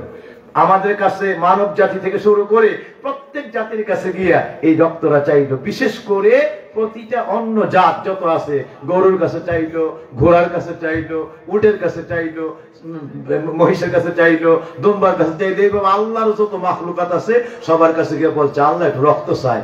যেই শুনে কি আমরা শুনবো আল্লাহুস সামাদ, আল্লাহ বেনিয়াদ, আল্লাহর কোনো অভাব নেই, আল্লাহর কোনো দরকার নেই, আল্লাহ কাছে মুখাপেক্ষী না, আল্লাহ কিচ্ছু চায় না। দলিলে কয় আল্লাহর কিচ্ছু দরকার নাই, তুমি কো আল্লাহ রক্ত চাই। এই সময় ইমানের দাওয়াত দাও এক কথা লইয়া আবার ফাঁকে এসে ব্যাখ্যা করে আরেকটা দিয়া, এটা কি মিয়া ইয়া পাইছো নাকি? আল্লাহর নিয়ে কোনো গ্রুপ দাদা লাগাই দাও। আল্লাহ কয় আল্লাহুস সামাদ, আল্লাহ বেনিয়াজ, যার কোনো অভাব নাই, যার কোনো কিছু দরকার নেই, কইলি সময় কুন ফায়াকুন, ইন্নামা আমরুহু ইযা আরাদা শাইআন আইয়াকুন লাহু কুন ফায়াকুন, কুন হইলে ফায়াকুন হয়ে যায়। তাহলে এই আল্লাহর আবার রক্ত লাগবো, এটা তো আল্লাহ কারো কাছে চাইতে পারে না, আল্লাহ কারো কাছে মুহতাজ না। দাওয়াত দিতে আল্লাহর কিচ্ছু দরকার নাই, এই কথা কই আল্লাহুস সামাদ কোন হো আল্লাহ আহাদ। আর এখন কইতেছে আল্লাহ রক্ত লাগবো, এটা মিথ্যা, মানি না, আল্লাহ কোনো কিছু চায় না, আর আমরা এই কথার উপরে দিতে পারবো না। পৃথিবীর কোন জাতি জিবরাইলের কথায় রাজি হয় নাই। তখন আল্লাহর কাছে ফিরে গেলে আল্লাহ কেউ তো দেয় নাই, তো কি করবা? আল্লাহ তাহলে আমি কি করবো? তুমি আবার পানির নিচে চলে যাও, পানির কাছে ওই জাতি যারা আছে মাছ থেকে শুরু করে তাদের কাছে গিয়া আমি আল্লাহর চাহিদাটা, আমি আল্লাহ এই তলবটা তাদের কাছে জানাও। হযরতে জিবরাইল সঙ্গে সঙ্গে পানির তলদেশে, সাগরের তলদেশে হাজির হইয়া ওই সাগরের যত মাছ আছে, যত জাতি প্রজাতি আছে, ডাক দিয়া বলেন আমার আল্লাহ তোমাদের কাছে একটু রক্ত চাইছে, আল্লাহর নাকি একটু রক্তের দরকার। সঙ্গে সঙ্গে লক্ষ লক্ষ মাছ একটু কোনো প্রশ্ন করে নাই, জানতেও চাই নাই, শুধু বলছে আল্লাহ চাইছে। জিবরাইল কয় হ আল্লাহ চাইছে। এইটা শোনা মাত্র হাজার হাজার মাছ আইসে তাদের দেহের চটি গুলি পাইতা দিলেন, মাছগুলি তার দেহকে সামনে হাজির করে দিলেন, বলল যত রক্ত চাও আমাদের দেহ কাইটা কাইটা আমার আল্লাহর জন্য রক্ত নিয়ে যাও, যত রক্ত লাগে আল্লাহর জন্য নিয়ে যাও। পৃথিবীর কোন প্রাণী দেয় নাই, সাগরের নিচ থেকে মাছ জাতিরা এই রক্ত দেওয়ার জন্য জিবরাইলের সামনে সাগরের তলদেশে হাজির হয়ে যায়। হযরত জিবরাইল আলাইহিস সালাম সঙ্গে সঙ্গে কয়েকটা মাছের দেহ কাটলেন, রক্ত নিলেন, আল্লাহর দরবারে হাজির হয়ে গেলেন। আল্লাহ কি করব, মাছ জাতি আপনাকে রক্ত দিয়েছে। আমার আল্লাহ বলেন কাজ করো, এরা যখন তীরটা মারে তখন তুমি মধ্য আকাশে গিয়ে দাঁড়ায় যাও, দুনিয়ার প্রথম আসমানে। তীরটা মারলেই এই যার মুখের মধ্যে একটু করে রক্ত মিশিয়ে দিবা, এই তীরের মুখের মধ্যে একটু রক্ত মিশিয়ে দিবা। হযরত জিবরাইল আল্লাহর হুকুম অনুযায়ী আকাশে হাজির হয়ে যান, তীরটা মারলে তীরটাকে ধরে ওইটার মধ্যে রক্ত মিশিয়ে আবার জমিনের দিকে ছেড়ে দেয়। যেই মাত্র রক্তটা এসে জমিনের মধ্যে তীর মাখা রক্ত মাখা তীর এসে জমিনে পড়ে, এমন উল্লাসে ফাইটা পড়ে এই নমরুদ জাতি, রে তোর খোদারে জীবনের মতো কতল করে আনাইছি, তোর খোদা তো আমার একটা তীরের মোকাবেলা করার ক্ষমতাই রাখে না। হযরত ইব্রাহিমের হাতের কাছে আঙ্গুল নিয়ে, তোর খোদা তো এমন খোদা, আমার একটা তীর ফিরাইবার ক্ষমতা তোর খোদা নাই, এটা তীরের মোকাবেলা করার ক্ষমতা নাই। হযরত ইব্রাহিম আলাইহিস সালাম বুঝলেন আল্লাহ বুঝি এই মুহূর্তে মহা অ্যাকশন নিবেন, যেহেতু এই খেলা খেলছেন মহা অ্যাকশন নেওয়ার জন্য খেলছেন। জাতি কি পরিমাণ আস্ফালন অহংকার, জাতি কি পরিমাণ আল্লাহর সঙ্গে গুস্তাখি করতে পারে, এটা আল্লাহ দেখে নিতেছেন। সুতরাং জন্মের মতো মহা প্রতিশোধ তথা আল্লাহ রাব্বুল আলামিনের কঠিন গজব এই জমিনে নাজিল হয়ে যাবে। তখন হযরত ইব্রাহিম আলাইহিস সালামকে সিজদায় পড়ে দেন, আল্লাহ আল্লাহ তুমি আমাদেরকে রহমত করো, রক্ষা করো। এমন সময়ে যখন তীরের মধ্যে রক্ত মাখা তীর গুলি জমিনের মধ্যে আসতেছে, ওই নমরুদ তার বাহিনী হযরত ইব্রাহিম কেমন তিরস্কার বৎসরণা ইব্রাহিমকে বিভিন্ন ভাবে অপমান উপহাস করতে লাগলো, আর বিভিন্ন ভাবে নবী ইব্রাহিমকে লজ্জা দিতে লাগলো। আল্লাহরে শেষ করে ফালাইছে, আমাইরা ফালাইছে। আল্লাহ নাই, নবী ইব্রাহিম তুই আমার কাছে আ, ইন্নী আনাল্লাহ, আমার চাইতে বড় খোদা কে, যেই খোদার তীরের মোকাবেলা তোর খোদা করতে পারে না। সুতরাং আমি হইলাম বড় খোদা, আমারে খোদা মানো। আর এইভাবে ভুল পথ ছাইরা আমি খোদার বান্দা হয়ে যা। নাউযুবিল্লাহি মিন যালিক। আমার আল্লাহ সঙ্গে সঙ্গে আয়াত নাযিল করে দিলেন, ইন্নাল্লাহা লা ইস্তাহি আইয়াদরিবা মাসালাম বাউদাতান ফামা ফাওকাহা। নবী আমার, আমি আল্লাহ এই মুহূর্তে জমিনের মধ্যে মশা বাহিনী নাযিল করে দিলাম। এই মশা তাও নমরুদের কাছে চলে গেল, একটা ল্যাংড়া মশা, পা নাই, ভালো করে উঠতে পারে না। এই একটা মশা নাক দিয়ে ঢুকে গেল আপনার মাথার মধ্যে, কট করে এমন কামড় দেয়, এটা ব্যথায় আল্লাহ তো গজব নাযিল করছে, অস্থির হয়ে যায়। দুনিয়ার কুটি মশা কামড় দিলে যা হয় জানা হয়, এক ল্যাংড়া মশার মুখের মধ্যে কামড়টা দিতে দেরি হয়, সারা মাথা আসমানের জমিনের বিষে ছড়ায় যায়। সঙ্গে সঙ্গে তোরা কে আসস, আমার আমার আমার এই জাতিরা, হ্যাঁ আমি নমরুদের উম্মতেরা বক্তেরা তাড়াতাড়ি আয়, আমারে তাড়াতাড়ি করে মাথার মধ্যে এই তোরা বাড়ি দিয়ে তাড়াতাড়ি প্রথম বলছে তোরা থাপ্পড় দে, মাথার মধ্যে আস্তে আস্তে আঘাত কর। এই মৃদু আঘাত করলে মশা চুপ করে বসে থাকে। এরপরে যখন বাড়ি বন্ধ তখন আবার ফট করে দেয় কামড়, পুরা মাথা বিষে, মানে মনে হয় যে জমিন আসমান মতো বাড়ি চাপাইয়া খায়। আবার কয়ে তাড়াতাড়ি বাড়িতে, আমার অবস্থা খারাপ আসছে। এইভাবে আনতে আনতে কোথাও বাড়ি হয় না, জুতাতে বাইরে, মানে আল্লাহর সঙ্গে নবীর সঙ্গে বেয়াদবি শুরু হইলো। এই উম্মতের হাতের সর খাইলো, থাপ্পড় খাইলো, কিলঘুষি খাইলো, এরপরে চলেছে জুতার বাড়ি। এই জুতার বাইরে নেই, জুতার বাইরায় খরম দিয়ে বাইরে এলে মশা সব করে থাকে। আবার যখন বাড়ি মানে বাড়ি বন্ধ করে ফট করে দেয় কামড়, এমন দাওয়া দেয়, এই কি বাড়ি দেশ মুখুল্ল, বুঝতে পারছেন কি বাড়িতে, আমি তো ব্যথা সইতে পারি না। একটা করছে কি বাড়ির ভিতরে এমন ভাবে তোর চারটুতে হেঁটে এমন বাড়ি দিচ্ছে, এক বাড়িতে মাথা করে ডাইল হইয়া চতুর্দিকে ছিটকে মুহূর্তের মধ্যে একবারে সারা শরীর যাত্রা হয়ে ক্ষত বিক্ষত হয়ে জমিনের মধ্যে টুকরো টুকরো হয়ে সারা মাথা অস্থি মগজ ছিটকে চতুর্দিকে ছড়িয়ে পড়ে যায়।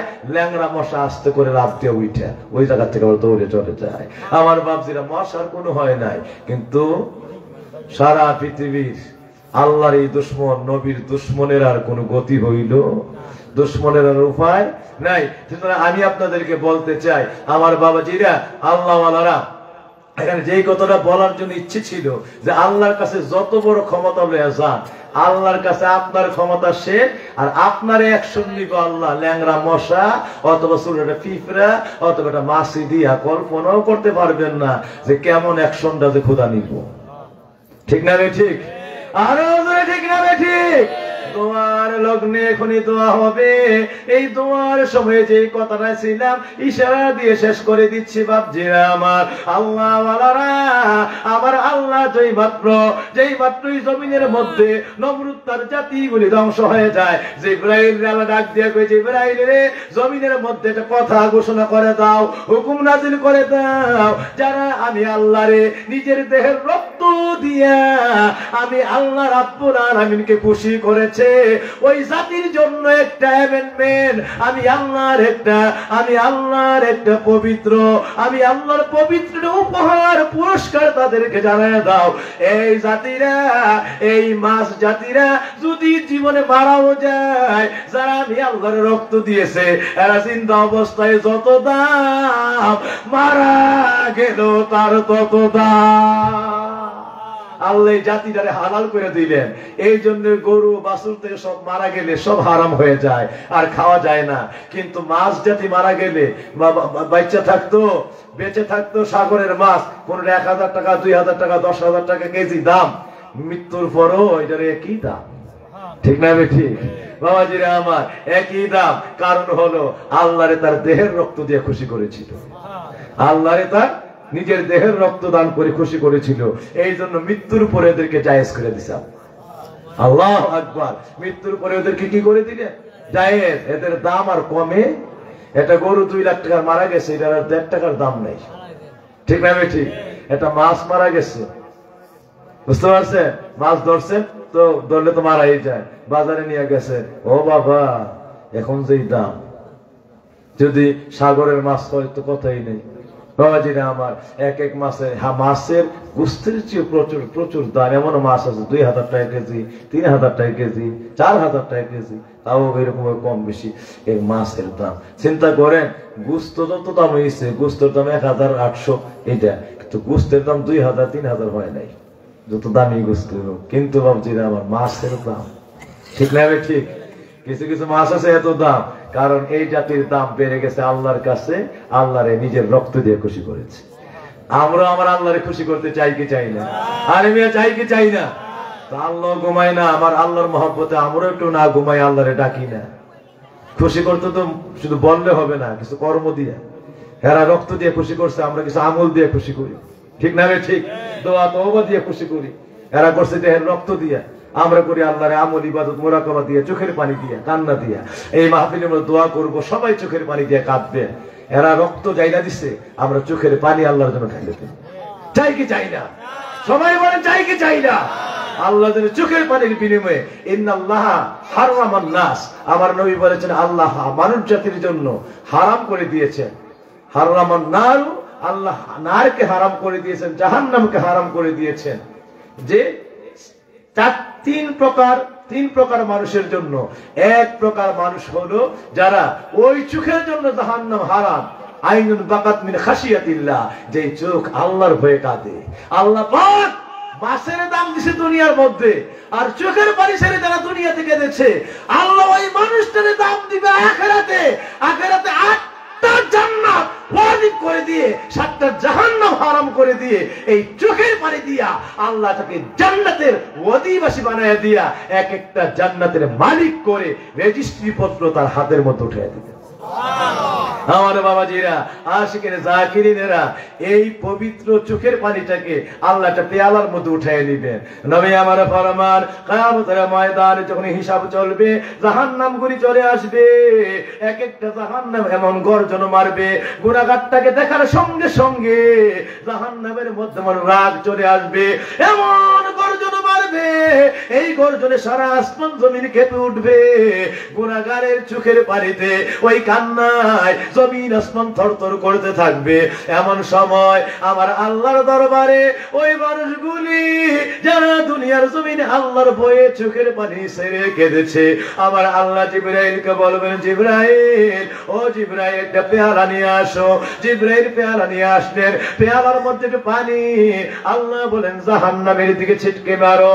যেই মাত্র জাহান্নামের দিকে ছিটা দিবে, জাহান্নামে এটার ভয়ে ওই পানিটা ছিটা দিবে, জাহান্নাম আতঙ্কিত হয়ে যাবে, জাহান্নাম থরথর করে কাঁপতে শুরু করবে। হাসরের মাঠ থেকে পিছন দিকে একটা লাফ দিবে, কোটি কোটি কোটি কোটি কোটি মাইল দূরে চলে যাবে। ওই অপরাধী ব্যক্তি, গুনাহগার ব্যক্তির কাছে আর আসবে না। যেই মাত্র জিবরাইল পানিতে দিয়ে ছিটা দিবে, জাহান্নাম ভয়ে ওই দূরে ওই মানুষটাকে ছেড়ে তো দূরে পালায়া যাবে। আমার নবীজিকে সাহাবীরা বললেন, ইয়া রাসূলুল্লাহ, এই জিবরাইল যে পানিটা ছিটা দিবে, এটা কেমন পানি? যেই পানিটার ভয়ে জাহান্নাম দূরে লাফ দিয়ে কোটি কোটি মাইল দূরে চলে যাবে, আর অপরাধী ব্যক্তির কাছেও আসবে না। নবী আমার আমার ফরমান যে এই মানুষটা দুনিয়ার জমিনে আল্লাহর ভয়ে সারসার করে কেঁদেছিল, এইটার ওই মানুষগুলির চোখের পানি আল্লাহ এটা রহমতের পেয়ালায় উঠায় রাখছে। আজকে কিয়ামতের ময়দানে জাহান্নামের দিকে ওই গুনাহগার বান্দার চোখের পানিটা ছিটিয়ে দিয়েছে। জাহান্নাম মানুষটারে ছাইরা ভয়ে আতঙ্কে সঙ্গে সঙ্গে কোটি কোটি মাইল দূরে পালায়া গেছে। আমার আল্লাহ চোখের পানিতে বান্দাটার নাম জাহান্নাম থেকে কাইটা আমার আল্লাহর জান্নাতের দপ্তরে উঠায়া দিয়েছে। আল্লাহু আকবার। এই চোখের পানি বেশি বেশি করে আল্লাহর জন্য কাঁদতে চাই কি চাই না? সবাই বলেন চাই কি চাই না? আমি দোয়ার লগ্নে শেষ কথাটা বলে এখন দোয়ায় চলে যাচ্ছি। শেষ কথাই হলো আমার নবীর কাছে জানতে চাইছি, ইয়া রাসূলুল্লাহ, ইয়া হাবিবাল্লাহ, আল্লাহ ওই যে নবী সুলাইমান আলাইহিস সালামের উম্মত, উনি যে সিংহাসনটা নিয়ে আসলেন আকাশ পথ দিয়া না পানি পথ দিয়া না মাটির পথ দিয়া? আল্লাহর নবী বললেন, ও আমার উম্মতেরা, হযরত আসিফ ইবনে বারখিয়া সুলাইমানের জমানার ওলি, যখন নবী সুলাইমানকে বললেন আপনি যদি হুকুম দেন, যদি বলেন আনো, আমার যদি হুকুমটা দেন, দেওয়ার ভিতরে একটা পলক ফেলবেন, খুলেই দেখবেন সিংহাসন হাজির। ও আল্লাহর নবী, আপনি যদি অনুমতি দেন। এই কথা বললে আল্লাহর নবী সুলাইমান তাকে বললেন আনো। এই বলে যখন হুকুমটা করলেন, হুকুমের ভিতরে তিনি চোখের পলক ফেলে চোখ খুলে ফেললেন। এনে খুলেই দেখলেন 80 হাত লম্বা, 60 হাত পাশ, 40 হাত উঁচু সিংহাসন নবী সুলাইমানের সংসদের মধ্যে হাজির হয়ে গেছে। কেমনে আনছে? আকাশ পথ দিয়া নয়, পানি পথ দিয়া নয়। ওই নবী সুলাইমানের উম্মত আসিফ ইবনে বারখিয়া আল্লাহর ওলি, তার হাতটা মাটির নিচে 70 গজ মাটির নিচে বাড়ায়া দেয়। আনো বললে সঙ্গে সঙ্গে হাতটাকে সংসদ থেকে মাটির নিচে বাড়ায়া দেয়। এই হাতটা মাটির 70 গজ নিচে, এই হাতের পাওয়ার মাটির 70 গজ নিচে চলিয়া যায়। একটা ধাক্কা দিলে সঙ্গে সঙ্গে হাতরা 6 মাসের রাস্তা দূরে এই জেরুজালেম দেশ থেকে আল্লাহর ওলি আসিফ ইবনে বারখিয়ার হাতের পাওয়ার ওই নবী হযরতে সুলাইমান আলাইহিস সালামের জমানার ওই রানী বিলকিসের দেশ সাবা নগরী ইয়ামেন দেশের মধ্যে হাতের পাওয়ার চলে যায়। 70 গজ মাটির নিচ দিয়ে এই হাত ওই ইয়ামেন দেশের মধ্যে, সাবা দেশের মধ্যে রানী বিলকিসের সংসদের মধ্যে হাজির হয়ে যায়। মাটির নিচ দিয়ে হাত রাখে আবার উপরের দিকে ইশারা করলে, উপরের দিকে ইশারা করার সাথে সাথে কুরসি পর্যন্ত গিয়া লাগিয়ে যায়। একটা ঝাপটানি দিলেন, সঙ্গে সঙ্গে কুরসি মাটির 70 গজ নিচে চলে আসে। আস্তে করে সামনের দিকে টান দিলে এইটা চোখের পলকের আগে ওই সিংহাসন সাবা দেশ থেকে 70 গজ মাটির নিচ দিয়া নবী সুলাইমানের সংসদ জেরুজালেমে হাজির হয়ে যায়। সুবহানাল্লাহ। তাই এখান থেকে কিয়ামত পর্যন্ত দলিল হয়ে গেছে। দলিলটা কি? দলিল হইল আল্লাহর ওলি আসিফ ইবনে বারখিয়া তিনি সংসদ, রানী বিলকিসের সংসদ থেকে সিংহাসনটা আনলেন মাটির তলদেশ দিয়া, 70 গজ মাটির নিচ দিয়া। আল্লাহর ওলি যদি 6 মাসের রাস্তা দূরে জেরুজালেম থেকে মাটির নিচে হাত বাড়ায় দিলে, এই হাত যদি ইয়ামেন দেশের মধ্যে সাবা দেশের সিংহাসনে চলে যেতে পারে, মাটির নিচ দিয়ে আবার তিনি ইশারা করলে 70 গজ নিচে চলে গেলে ওইখান থেকে আবার ইশারার পলকের মধ্যে উনি আবার জেরুজালেমে নিয়ে আসতে পারে। কিয়ামত পর্যন্ত এটা প্রমাণ করে দিল যে একটা ওলির যদি মাটির তলদেশে এত পাওয়ার থাকে, হাত বাড়ায় দিলে যদি জেরুজালেম থেকে ইয়ামেন দেশে হাত চলে যায়, তাও পলকের আগে, পলক দিয়ে পলক খোলার আগে যদি এই 6 মাসের দূরের চেয়ার যদি 70 গজ মাটির নিচ দিয়া জেরুজালেম দেশের মধ্যে হাজির করে দিতে পারে, একজন ওলির হাতে যদি এই কারামতেই পাওয়ার থাকতে পারে, আর আল্লাহ ওলিরে বানাইতো না, নবী সুলাইমানরে বানাইতো না, যদি আপনারা আমার কুল জাহানের রহমত রাহমাতুল লিল আলামিনকে না বানাইতো, ওই দয়াল নবীর কোন উম্মত যদি ইসলামপুরের কবরের মধ্যে বিসমিল্লাহি ওয়া আলা মিল্লাতি রাসূলিল্লাহ বলে শোয়া দেয়, ও আমার বাবাজিরা, যে আমার নবীর কুলের মধ্যে রাখলাম, ওই নবী আমার দয়াল নবী মদিনার রওজা মুবারক থেকে সঙ্গে সঙ্গে হাতরা বাড়ায় এই ইসলামপুরের জমিনে ভক্তরা আমার নবীর নূরের কুল উঠায় নিতে পারে কি পারে না? পারে কি পারে না? পারে কি পারে না? আল্লাহু আকবার। এইটা আল্লাহ কিয়ামত পর্যন্ত প্রমাণ করছে। একজন ওলি যদি মাটির তলদেশ দিয়া 6 মাসের রাস্তার দূরে সিংহাসন চোখের পলকে নিয়ে আসতে পারে। যারে না বানাইলে ওদেরই বানাইতাম না। ওই নবীর পাওয়ার কত! সুবহানাল্লাহ। সুতরাং আপনার আমার নবী ইসলামপুরের কবরে থাকতে পারে কি পারে না? আরে নূরের কোলে মিল্লাতে রাসূলুল্লাহর কোলে উঠায় লইতে পারে কি পারে না? আল্লাহু আকবার। কোরআনের এই আয়াতগুলি পড়ে অথচ মুনাফিকগুলি নবী সুলাইমানের জমানার ওলির আয়াতগুলি পড়ে এত বড় আশ্চর্য পাওয়ার আল্লাহ কোরআনে আয়াতগুলি নাজিল করে রেখেছেন, এরপরও আমার নবীর পাওয়ার বুঝে না। আমার বাবাজিরা, কোরআনের শুরু থেকে শেষ পর্যন্ত সমস্ত কোরআনটাই হলো আমার নবীর শান। আমার নবীর কি শান?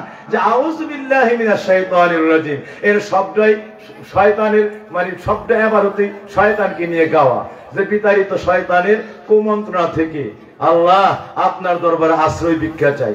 সবটা কথা কারে নিয়ে গাওয়া? সবাই বলে কারে নিয়ে? তো বিতাড়িত শয়তানকে নিয়ে, ঠিক না বেঠিক? কিন্তু এইটার মধ্যে সবটা আয়াতের মধ্যে শান হইল আমার নবীর। সবটা আয়াতে শান কার? আমার নবীর। গাইছে শয়তানকে লইয়া, আর সবটা শান শান রিসালত বলছে নবীর লইয়া। আপনি কইবেন শয়তানের আয়াত শয়তান রিতে গাইলে নবীর কি শান আছে? ঠিক না ঠিক? নবীর কি শান আছে? কইলে বিতাড়িত শয়তানের কুমন্ত্রণা থেকে ওয়াসওয়াসা থেকে আল্লাহ আপনার দরবারে আশ্রয় ভিক্ষা চাই। দেখেন কি শানটা এটার মধ্যে। ইশারাত ইবারাতুন নাস শয়তানকে নিয়া, আর দালালাতুন নাস দলিল হইল আমার নবীর লইয়া। সুবহানাল্লাহ। কেমন করে আমার নবীর লইয়া? যে আমার আপনি বলতেছেন যে আল্লাহ আউযু বিল্লাহি মিনাশ শাইতানির রাজিম, আল্লাহ গো বিতাড়িত শয়তানের ওয়াসওয়াসা কুমন্ত্রণা থেকে আপনার দরবারে আশ্রয়, আপনার দরবারে হেফাজত ভিক্ষা চাই। এই যে পড়াটা পড়লেন বাংলাদেশের জমিনে আউযু বিল্লাহি মিনাশ শাইতানির রাজিম, এট এ টাইম ইন্ডিয়া তো হাজার হাজার মানুষ, কোন না কোন মানুষ পড়তেছে আউযু বিল্লাহি মিনাশ শাইতানির রাজিম। আমেরিকায় গিয়ে দেখেন কোন না কোন মুসলমান পড়তেছে আউযু বিল্লাহি মিনাশ শাইতানির রাজিম। আরবে গিয়ে দেখেন কোন না কোন মুসলমান পড়তেছে আউযু বিল্লাহি মিনাশ শাইতানির রাজিম। অন্যান্য বিশ্বের জমিনে কেউ না কেউ তালাওয়াত করতেছে আউযু বিল্লাহি মিনাশ শাইতানির রাজিম। এট এ টাইম বাংলাতে কই বাংলাদেশে বলতেছি আউযু বিল্লাহি মিনাশ শাইতানির রাজিম, আল্লাহ বিতাড়িত শয়তানের কুমন্ত্রণা থেকে আমারে বাঁচাও। এট এ টাইম আবার ইন্ডিয়ার মানুষকে আল্লাহ শয়তানের ওয়াসওয়াসা থেকে আমার বাঁচাও। ইন্ডিয়ার আমেরিকার মানুষকে শয়তানের ওয়াসওয়াসা থেকে আমাদেরকে বাঁচাও। তো এক মুহূর্তে শয়তান বাংলাতেও আছে, ইন্ডিয়াতেও আছে, আমেরিকাতেও আছে, না থাকলে ওয়াসওয়াসা দিবে কমনে? আমেরিকার মানুষ কয় আমার ওয়াসওয়াসা থেকে বাঁচাও, বাংলার মানুষ কয় আমার ওয়াসওয়াসা থেকে বাঁচাও, ইন্ডিয়ার মানুষ কয় আমার ওয়াসওয়াসা থেকে বাঁচাও, আরবের মানুষ কয় আমারও বিতাড়িত শয়তানের ওয়াসওয়াসা থেকে বাঁচাও। তো আরবও শয়তান, আমেরিকাও শয়তান, বাংলাদেশ শয়তান, ইন্ডিয়াও শয়তান। একটা শয়তান যদি শয়তান হইয়া এট এ টাইম সারা বিশ্বে থাকতে পারে, শয়তানের যদি পাওয়ার হয়, আল্লাহকে আউযু বিল্লাহ থেকে দলিল শিক্ষা করে রাখো। বিতাড়িত একটা শয়তান, অভিশপ্ত শয়তানের যদি এই পাওয়ার হয়, যারে না বানাইলে কুল কায়নাতের কিছুই বানাইতাম না। ওই নবীর পাওয়ারটা কি এট এ টাইম শুধুমাত্র দুনিয়াতে নয়, ওই নবী এট এ টাইম যত জগৎ আমি বানাইছি প্রত্যেকের জগতে জগতে রাহমাতুল আলামিন হইয়া, ওই জগতে রহমত হইয়া ওই নবী বিরাজ করতে। সুবহানাল্লাহ। শয়তান বিরাজ করে শুধু একটা জগতে, আর নবী রহমত হয়ে বিরাজ করে সবগুলি জগতে। এরই নাম রাহমাতুল লিল আলামিন। আল্লাহ রাব্বুল আলামিন রব হয়ে সকল জগৎ সমূহে বিরাজ করে, আর নবী রহমত হয়ে সকল জগতে বিরাজ করে। শয়তান বিরাজ করে একটা জগতে, আর নবী বিরাজ করে সকল জগতে, আসমানে, দুনিয়াতে, লাহুতে, মালাকুতে, বরজখে, একবারে যত জগৎ আল্লাহ বানাইছে 2,48,00,000 জগৎ মতান্তরে আমার নবী আর হাদিসে আসছে আল্লাহর নবী ছাড়া জগতের সংখ্যা কেউ জানে না। ওই সীমাহীন সেই জগৎ, সবগুলি জগতের মধ্যে নবী বিরাজ করে রহমত হইয়া। ওই নবীর পাওয়ার তুমি কি বুঝবা? শয়তানের পাওয়ারটাই আজ পর্যন্ত চিন্তা করে শেষ করতে পারলা না। শয়তানি যদি একই এট এ টাইম সারা বিশ্বে থাকতে পারে, আর আমার নবীর পাওয়ার কি শয়তান থেকে কম না বেশি? কিন্তু নাদানেরা, অভিশপ্তরা শয়তানের পাওয়ার লয় আউযু বিল্লাহ পড়তে পারে, কিন্তু নবীদের পাওয়ার জীবনে বুঝা গেল। শয়তানে মাইনা নিল শয়তান আছে, কিন্তু নবীজি সারা বিশ্বে থাকতে পারে এটা মাইনা নিছে না। সুতরাং জ্ঞান পাপি বদবক্ত হইলে যেটা হয় আর কি। আল্লাহ যেন আমাদের বোঝার তৌফিক দেন। সবাই বলি আমিন, আরো জোরে বলি আমিন। এই আউযু বিল্লাহর ভিতর নবীর দলিল। আউযু বিল্লাহ গাইছে শয়তানের লইয়া, দলিল দিছে আল্লাহ নবীর লইয়া। শয়তানের যদি এই পাওয়ার হয়, নবীর পাওয়ার কেমন? সুবহানাল্লাহ।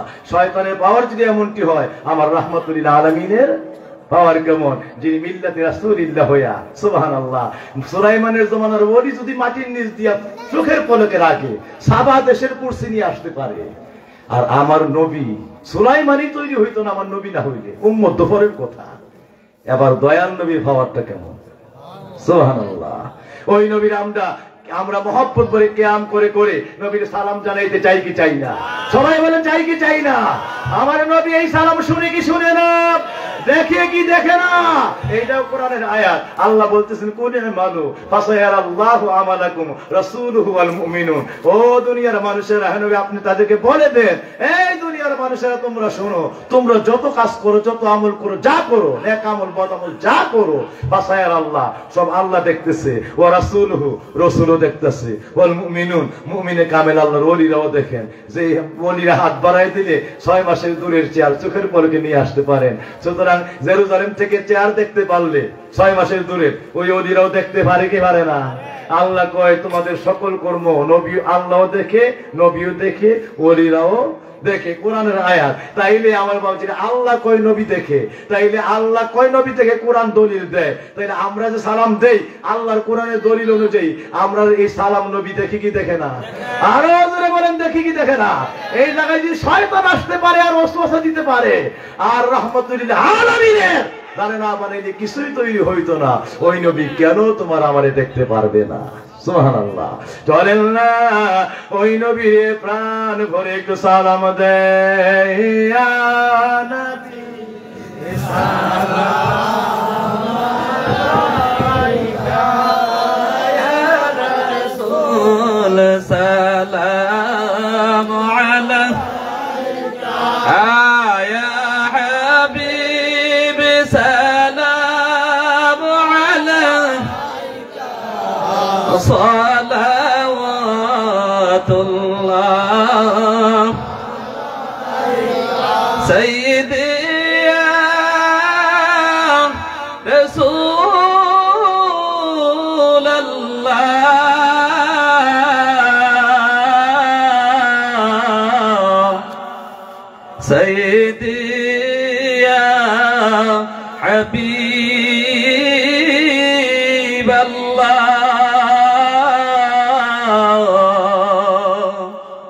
নবী গো আমরা রই মরণের কালে, নবী আপনাকে নিকটে পেলে থাকবে না মরণ যন্ত্রণা, এইটুকু মোদের কামনা, ইয়া নবী সালাম ইয়া রাসূল সালাম, ইয়া হাবিব সালাম,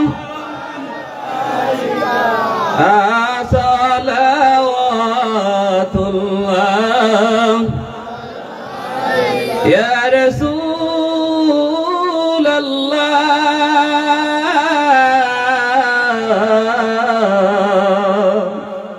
ও ইয়া হাবিবাল্লাহ।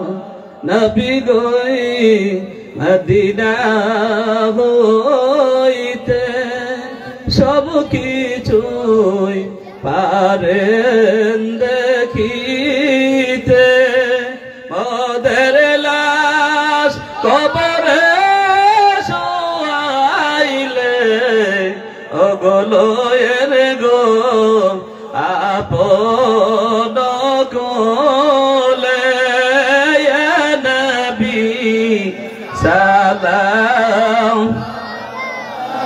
ইয়া রাসূল সালাম, ইয়া হাবিব সালাম আলাইকা, সালাওয়াতুল্লাহ।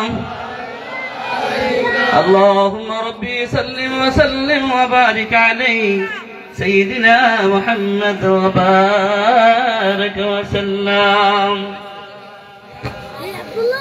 اللهم صل وسلم وبارك عليه. দোয়া হবে আমার বাবাজিদের খেদমতে আরজ করছি।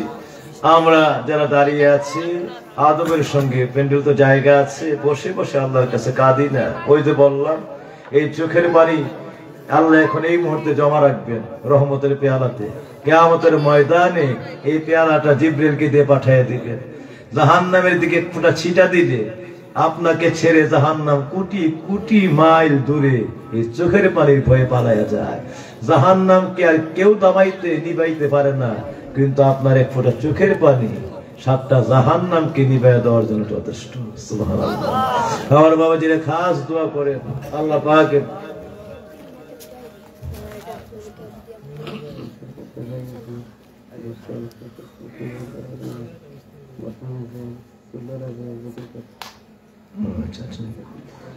আমার বাবাজিরা। সুতরাং আপনাদের খেদমতে বলতে চাই, এখন অনেক ওলামায়ে কেরাম মাশায়েখে আযম এমা আসার পরে অনেক বাবাজিরা দোয়া চাইছে। এখনো দোয়া চাই, আল্লাহ যেন সকলের আবেদন করে কবুল করে। সবাই বলি আমি। আমাদের সামনে কিন্তু মাত্র আর বেশি দিন সময় নাই, 4-5টা দিন আছে, এরপরে মাহে রমাদান। আমরা এই রমাদানে রোজা রাখার কি সিদ্ধান্ত নিয়েছি? ইনশাআল্লাহ আমরা রোজা রাখতে চাই কি চাই না? সবাই বলেন সিয়াম সাধনা করতে চাই কি চাই না? হাতরা উঁচু করে আল্লাহরে দেখায় দেন, চাই কি চাই না? মন ভরে ভরে চাই কি চাই না? হাতরা নামাই। আমার বাপজিরা, রোজা আমাদের জন্য নফল না ফরজ? সবাই বলতে হবে নফল না ফরজ? কুতিবা আলাইকুমুস সিয়াম কামা কুতিবা আলাল লাযিনা মিন ক্বাবলিকুম লাআল্লাকুম তাত্তাকুন। এইটারই একটু ইশারা রেখে দোয়ার দিকে চলে যাচ্ছে, খেয়ালের জন্য, মনে রাখার জন্য। আল্লাহ কয়, হে নবী আপনার উম্মতকে এটা বলে দেন এই কথাটা যে এদের জন্য আমি রোজা ফরজ করছি। কারণ হলো এই রোজাটা পূর্ববর্তী জমানায় শুধু এদের উপরেই না, পূর্ববর্তী জমানায় নবীদের উম্মতের উপর ফরজ ছিল। কারো জমানায় 2টা, কারো জমানায় 3টা, কারো জমানায় কম বেশি। কিন্তু 1 মাস ব্যাপী রোজা এটা আমি আপনার উম্মতের জন্য পূর্ণ করেছি, কবুল করেছি। সুবহানাল্লাহ। 1 নাম্বার। 2 নাম্বারে আল্লাহ বলতেছে, ইয়া রাসূলুল্লাহ আপনার উম্মতের জন্য 1 মাস ব্যাপী রোজা আমি কবুল করেছি, আর এটা করেছি লাআল্লাকুম তাত্তাকুন, আই লাআল্লাকুম তুফলিহুন।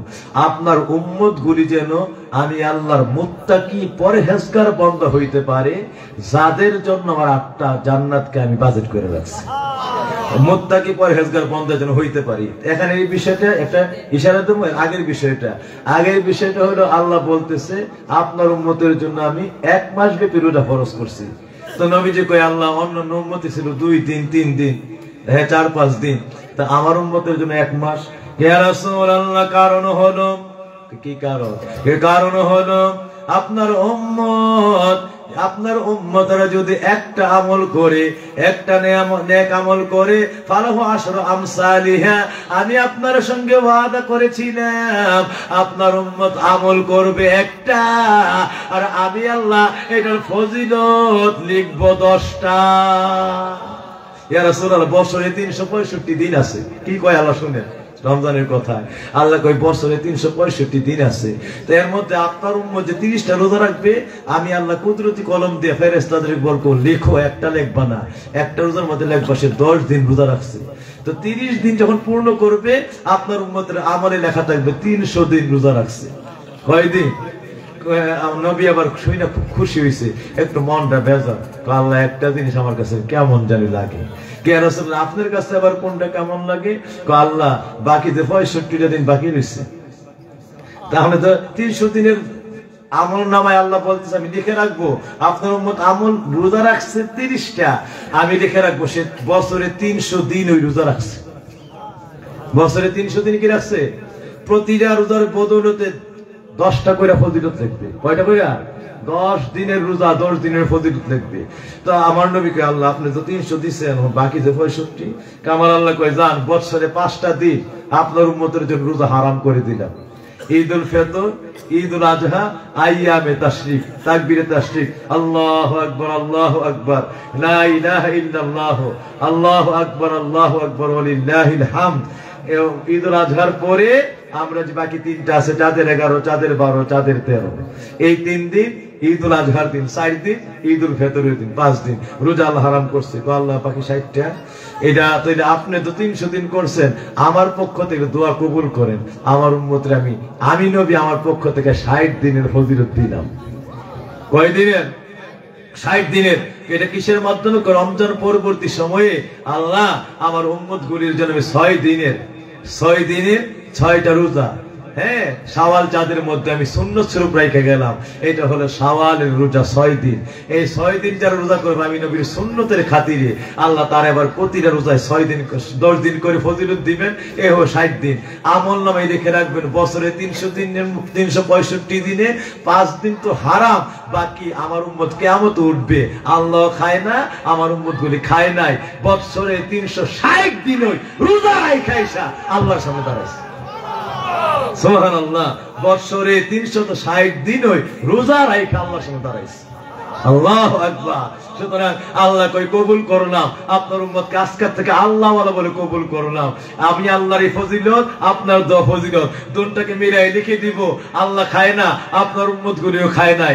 আল্লাহর গুণ আপনার উম্মতের মধ্যে, আল্লাহ খায় না, আপনার উম্মত খায় না, লিখে দিলাম সারা বছর যার মধ্যে আমল। আমি আল্লাহ ওই বান্দাকে বান্দা থেকে বন্ধু বানাইলাম, বন্ধুটারে আল্লাহ ওয়ালা বানাই দিলাম। আমি আল্লাহর গুণ যার মধ্যে, তার নাম রাখবো আল্লাহ ওয়ালা। আল্লাহ ওয়ালার জন্য আমি আল্লাহর 8টা জান্নাতকে ইবাদত করে দিলাম। তাইলে আমরা আল্লাহ ওয়ালা হইতে চাই কি চাই না? তাইলে এই রোজার মধ্যে 2টা আমল মিললে আমরা আল্লাহ ওয়ালা হইছি। একটা হলো আল্লাহর 30 দিনের, আর নবীর পবিত্র শাওয়ালের 6 দিনের। এইটা মিললা আল্লাহ ওয়ালা, নবী ওয়ালা হয়ে গেছি। তাদের জন্য আল্লাহ পাক 8টা জান্নাতের সব দরজা আল্লাহ ওয়াজিব করে দিয়েছে। যেই দরজা দিয়ে ঢুকতে চায়, রাইয়ান নামক দরজা থাকবে, এটা আলাদা স্পেশাল। সেই দিকে আমি যাই না, শুধু ইশারাতান কথাটা শেষ করছি। আল্লাহ যে বলছে এই রমজানকে আপনার উম্মতকে আমি দান করেছি, এরা যেন মুত্তাকি পরহেজগার বান্দা হইতে পারে। ও আমার বাবাজিরা, কেমনে পরহেজগার বান্দা হইবে এই বিষয়টা আমার নবীর কাছে জানতে চাইলে আমার নবী বলেন, সাহাবীরে, চৈত্র মাসের রোজা রাইখা সারাদিন কাজের পরে কর্মের পরে দুপুর বেলায় মানুষটা শ্রান্ত ক্লান্ত হয়ে গেলে মন চায় বুক বইরা পানি খায়, পানির তৃষ্ণায় যেন বুকের ছাতি ফাটিয়ে যায়। ওই মানুষগুলি ঘরের মধ্যে ফ্রিজ আছে, ফ্রিজের মধ্যে ঠান্ডা সুপীয় পানি আছে, ঘরের মধ্যে টুইকা যদি দরজা লাগাইয়া ফ্রিজের দরজা খুইলা ডক ডক করে ফ্রিজের ভিতর থেকে বের করে সুপীয় পানি খাইতে থাকতো, কিন্তু খায় না, একটা বারও এই পানির মধ্যে মুখ লাগায় না। বুকে বড় তৃষ্ণা, পানির বড় পিপাসা, এরপর খায় না। দরজা বদ্ধ ঘরের মধ্যে খায় না। মনে মনে খেয়াল করে ঘরের মধ্যে আল্লাহ আছে, আল্লাহ দেখতেছে, আমি তো রোজাদার, দরজা বদ্ধ, কেউ দেখবে না। কিন্তু একটা কথা, কে জানি মনের মধ্যে মুফতি বৈশা বৈশা ফতোয়া দিতেছে, এই যদিও দরজা বন্ধ কিন্তু আল্লাহ আছে, আল্লাহ দেখতেছে। এই যে আল্লাহ আছে, আল্লাহ দেখতেছে, এরপরে কোন জিনা বেবিচারে হাত দিয়ে বাড়াই দেন না, রোজারা ভেঙে যাইব, আল্লাহ দেখতেছে। কোন অশ্লীল কাজ করেন না, ওজনে কম দিতে গেলে চিন্তা করেন রোজারে হালকা হয়ে যাইব এই ব্যবসার মধ্যে এই ধোঁকাবাজি করলে। আবার দুধে পানি মিশাইতে ওইটাও চিন্তা করেন জারি রোজার হালকা হয়ে যাবো। সুদের কারবার, ঘুষের লেনদেন হারাম। রমজান মাসে যত অন্তরের মধ্যে কতটা জাগ্রত হয়, আমি তো রোজাদার, কেমনে করি এটা মানুষ ঠকাইতে, জুলুম করতে, অত্যাচার করতে মনের মধ্যে থেকে কি যেন উদয় হয়ে যায়, আমি তো রোজাদার, আল্লাহ তো দেখতেছে। এইটা নিয়ে আমার আল্লাহ বলেছে, মানুষ ডিফেন্সে ভর্তি হয়, সরকারি ডিফেন্সে বাহিনীতে ভর্তি হয়, আর্মিতে, সেনাবাহিনীতে, বিমান বাহিনীতে, নৌবাহিনীতে। 30-35 বছরের চাকরি, প্রথম ভর্তি হলে তাকে 6 মাসের ট্রেনিং দেওয়া হয়। এই 6 মাসের ট্রেনিং এ 35 বছর কেমনে দেশকে সে দক্ষতার সঙ্গে পরিচালনা করবে, বহিঃশত্রু থেকে রক্ষা করবে, সুশৃঙ্খল ভাবে, আইনি ভাবে দেশকে সেই ব্যক্তি পরিচালনা করবে, সর্ব বিষয়ে তাকে 6 মাসের ট্রেনিং দিয়ে দেওয়া হয়। এই 6 মাসের ট্রেনিং দিয়া এই সৈনিকটা 35 বছর দেশের কল্যাণে ওইভাবে চাকরি জীবন পরিচালনা করে থাকে। তো ট্রেনিং হলো 6 মাস, চাকরি হলো 35 বছর। এই 6 মাস ট্রেনিং এ 35 বছরের এই দেশ রক্ষার পূর্ণ দক্ষতা তার মধ্যে চলে আসে, শিক্ষা তার মধ্যে চলে আসে। আল্লাহ বলেন বছরে 12টা মাস, একটা মাস দিলাম রমজান, আর বাকি 11 মাস আছে। এই রমজানটাকে ট্রেনিং বলেন, তাকওয়ার ট্রেনিং। ঘরের মধ্যে জিনার কাজ করে না, রোজা ভেঙে যাবে, আল্লাহ দেখতেছে। পানিটা খায়া লায় না, আল্লাহ দেখতেছে, রোজা ভেঙে যাবে। হারাম একটা কাজ করে না, আল্লাহ দেখতেছে, রোজা হালকা হয়ে যাবে। এই যে যেইটা করতে যে আল্লাহ দেখতেছে, এই আল্লাহ তো রমজানের ভিতরে দেখে যে আল্লাহ, রমজানের পরে বাকি 11 মাসও দেখে সে আল্লাহ। রমজানের ভিতরে ঘরে আছে যে আল্লাহ, বাকি 11 মাসে রমজানের পরে আছে সে আল্লাহ। ওই রমজানের মধ্যে একটা হারাম কাজ করতে গেলে দুধে পানি মিশাইতে গেলে অন্তর মনে করে দেবে রোজাদার। ওই রোজাদার অবস্থায় হারামটা করে না, ওই হারামটা মানুষকে ঠকানো। রমজানের মধ্যে দেখে যে আল্লাহ, রমজানের পরও তোমার এই হারাম কাজটা দেখে সে আল্লাহ।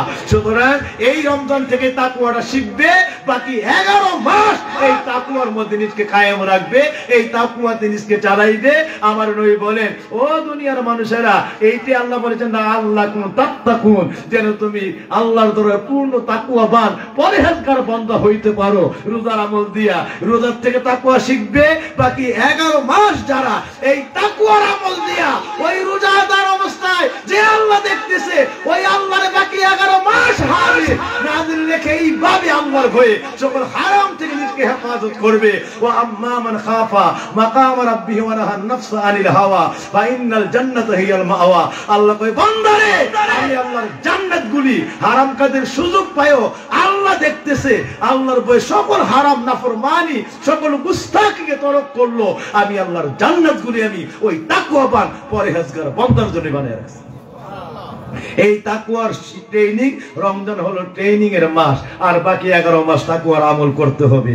তাইলে আমরা রমজান চলে গেলে আল্লাহ আছে না নাই?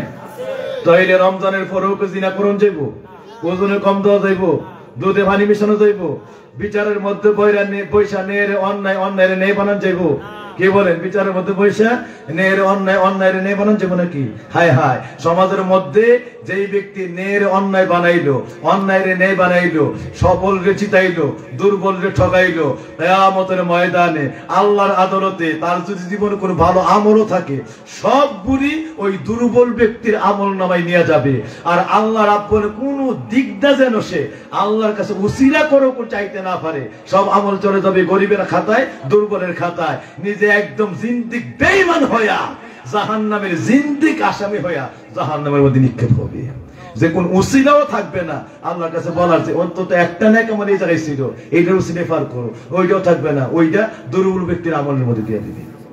সুতরাং সাবধান। আবার ইমাম নাদিরুন, ন্যায়পরায়ণ ইনসাফগার বিচারক যারা আছে, তাদের জন্য আল্লাহ আরশের ছায়াতলে স্বর্ণের কুরসির মধ্যে হাশরের ময়দানে সর্বপ্রথম আল্লাহ বসার ব্যবস্থা করবে। ঠিক আছে? ইনসাফের শাসন আমরা চাই কি চাই না? আরো জোরে বলে চাই কি চাই না? আর পীর মুরিদের নাম দিয়ে আরেক বন্ডামি আছে, বিভিন্ন হলো ফাতারি জিকির। বুঝতে পারছেন? এই বিভিন্ন বন্ডামি জিকির আছে, নেচা গায়া অনেক কিছু আছে। এই সকল জিকির থেকে হেফাজত করতে হবে নিজকে। এইগুলির সঙ্গে তরিকতের কোন সম্পর্ক নাই। আল্লাহ ডাকবেন, শুনেন, আল্লাহ ডাকবেন, আপনি নাচেন, হেলেন, দুলেন, হ্যাঁ, জিকিরের মধ্যে এর চাইতে আল্লাহর সঙ্গে বেয়াদবি আর হইতে পারে? আমরা তো আল্লাহ ডাকি আল্লাহরে পাওয়ার জন্য। আল্লাহ আমরা ডাকতেছি কি? মনের ভাষাটা দেখেন কি? আল্লাহ আল্লাহ আল্লাহ, দেখেন কি মায়া তার একটা শব্দ, আল্লাহ আল্লাহ আল্লাহ আল্লাহ আল্লাহ আল্লাহ আল্লাহ আল্লাহ আল্লাহ। এইভাবে আল্লাহ ডাকবেন যে প্রত্যেক ডাকের সাথে মায়া, একটা দরদ। কারণ আপনি কোর্টে গেছেন, কোর্টে গিয়া যদি আপনি আসামি, ফেরারি আসামি, আপনার বিরুদ্ধে 10টা মামলা হয়েছে, আর আপনি গিয়া যদি হাকিমের সামনে ড্যান্স নাইস টেস্ট লন, মা খোদার হইল এখান থেকে ফাঁসির অর্ডার সময় লাগতো না। আর যদি হাকিমের কাছে করো যে আমি অপরাধী, আমার মতো অপরাধী কেউ নাই, ওই আর জীবনে করতাম না, আমি যেটা করছি আমার মতো অপরাধী, আপনি পায়ে পড়ে হাতে ধরে আমারে এবারের মতো একটু আমার মাফের ব্যবস্থা করে, একটু উদ্ধার করে, এইভাবে যদি আপনি করো জোরে বলতে থাকেন, হাকিমের মনের মধ্যে একটা দয়া হইল, কিছু হইলো একটা দয়া অনুকম্পনা শুরু হইল।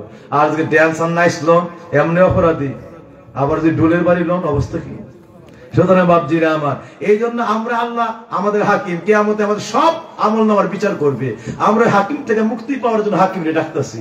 এই জায়গা আবার ড্যান্স, নাইস, গান, সকালের কেস, বিকালের কেস, জিনার গুনার কেস, গীবতের গুনার কেস, মিথ্যার গুনার কেস, মানুষ ঠকানোর কেস, এরপরে জুলুম করার কেস, অত্যাচার করার কেস, সুদের কারবার, ঘুষের লেনদেন, হারামের কেস। কেসের তো কোনো আদালতের কেসের কোনো আমরা সীমা নাই। কত রঙের মামলাতে আমরা আছি।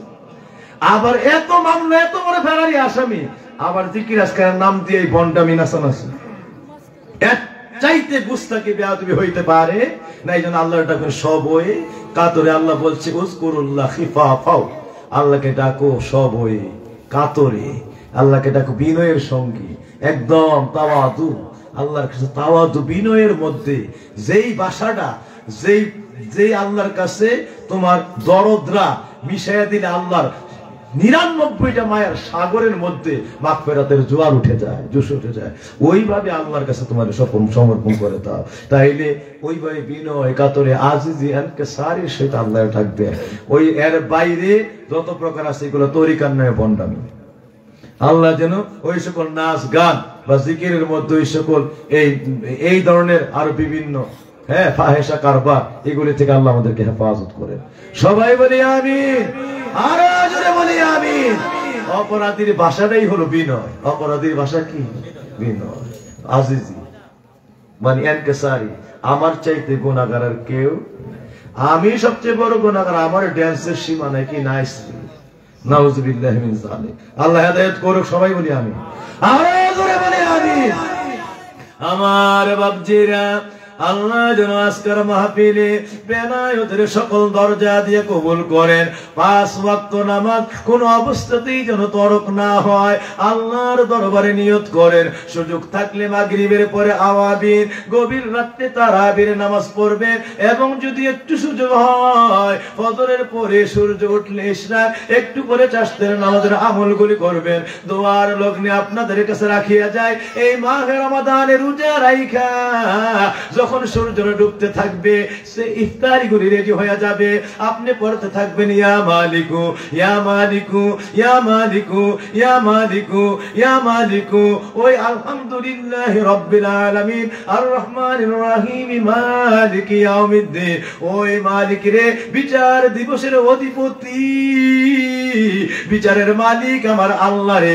নবী আমার ফরমান, যেই ব্যক্তি ইফতারটা সামনে লয়া খায় না, খাওয়ার চাহিদা পিপাসা, এরপরও ডাকতেছি ইয়া মালিকু ইয়া মালিকু ইয়া মালিকু। ও শেষ বিচার দিবসের মালিক, ও বিচারের মালিক আল্লাহ, তোমার কাছে রহমত ভিক্ষা চাই, তোমার দয়া ভিক্ষা চাই। ও মালিক, হাসরের মাঠে আমার তুমি ক্ষমা করো, মিজানের পাল্লায় আমারে মাগফিরাত করো। ইয়া মালিক, ও আল্লাহ, আমার বিচার রে তুমি আল্লাহ যত কঠিন আছে সব কঠিন থেকে নিজ গুণে সহজ করে দাও। ইয়া মালিকু বলে এইভাবে 300 বার যারা এই তাসবিহটা পড়বে এবং ইফতারের আগে একটু দোয়া করবে, মাগফিরাত কামনা করবে, কবরবাসীদের জন্য দোয়া করবে।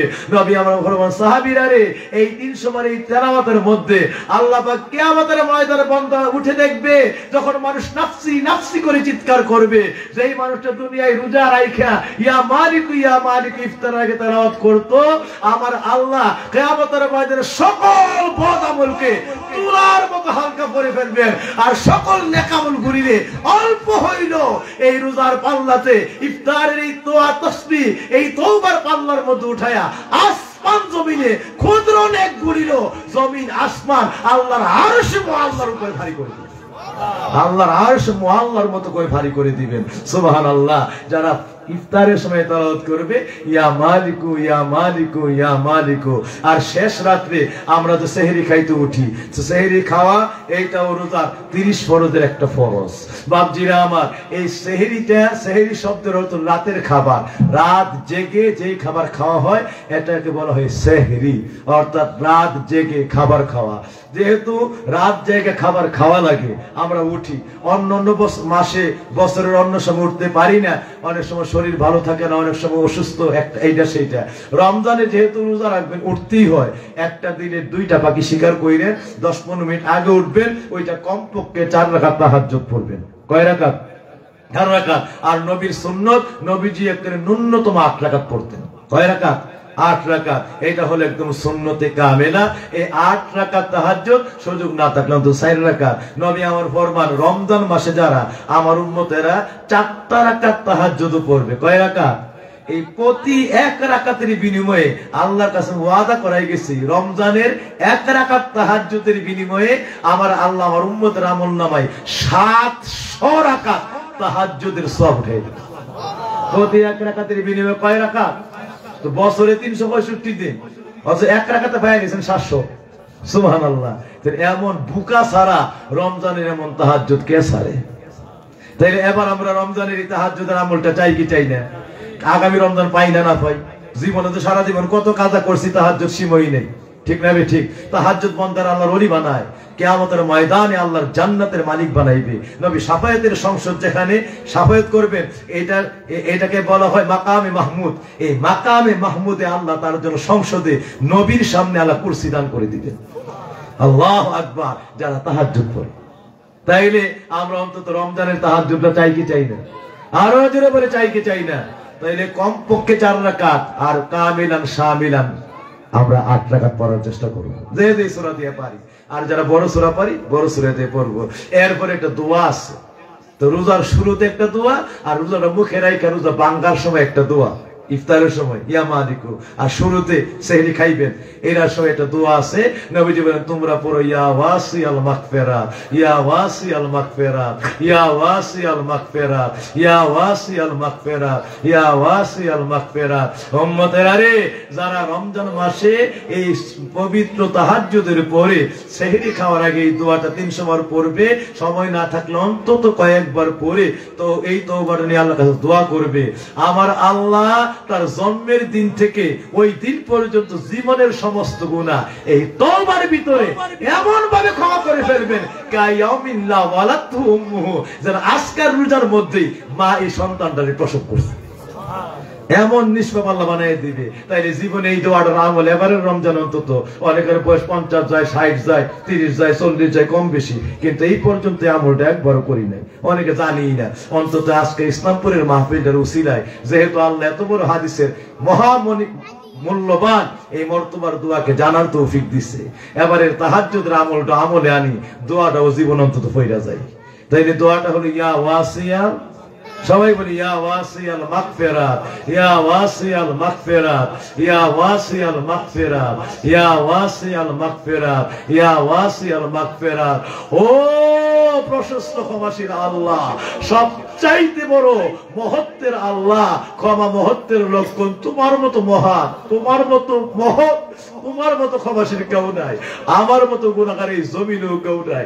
তোমার মহৎ সেই মহত্বের ওসিলায় আল্লাহ আমি আমি গুনাহগারের জীবনের গুনাহ এই মাহে রমাদানের তাহাজ্জুদে মাফ করে দাও। তোমার প্রশস্ত সবচাইতে বড় ক্ষমার দরজায় রমজানে তোমার কাছে এই মাগফিরাত ভিক্ষা চাই। সুবহানাল্লাহ। ইয়া ওয়াসিআল মাগফিরাত, ইয়া ওয়াসিআল মাগফিরাত পড়তে চাই কি চাই না? নিজেরা আমল করবেন, বাড়িতে গিয়ে মা মেয়ে লোকদেরকে শিখাবেন। আপনারা যত কষ্ট করে মাহফিল শুনছেন, এর চাইতে হাজারগুণ কষ্ট আমার হয়েছে। 10 মিনিট কথা বইলা দেখেন কেমন লাগে। এরপর চিন্তা করি আমি আগামী বছর বাঁচি না বাঁচি, দেখা হয় না হয়, তো আমার দ্বারা যদি নবীর একটা সুন্নত আপনার আমলে যায়, নবীজি বলেন 70,000 রহমতের ফেরেশতা তোমার জন্য কিয়ামত পর্যন্ত দোয়া করতেই থাকবে। অন্তত এই খেয়ালে কথাগুলি বলা, এখানে কোনো বিনিময় নাই, কোনো কিছুর উদ্দেশ্য না। কথা বুঝতে পারছেন? দুনিয়া একমাত্র, আখেরাতে আল্লাহর সন্তুষ্টি, নবীর সন্তুষ্টি। আর আমার কথার উসিলায় আল্লাহ যেন আপনারও মাফ করে দেয় এই আমলটা দিয়া।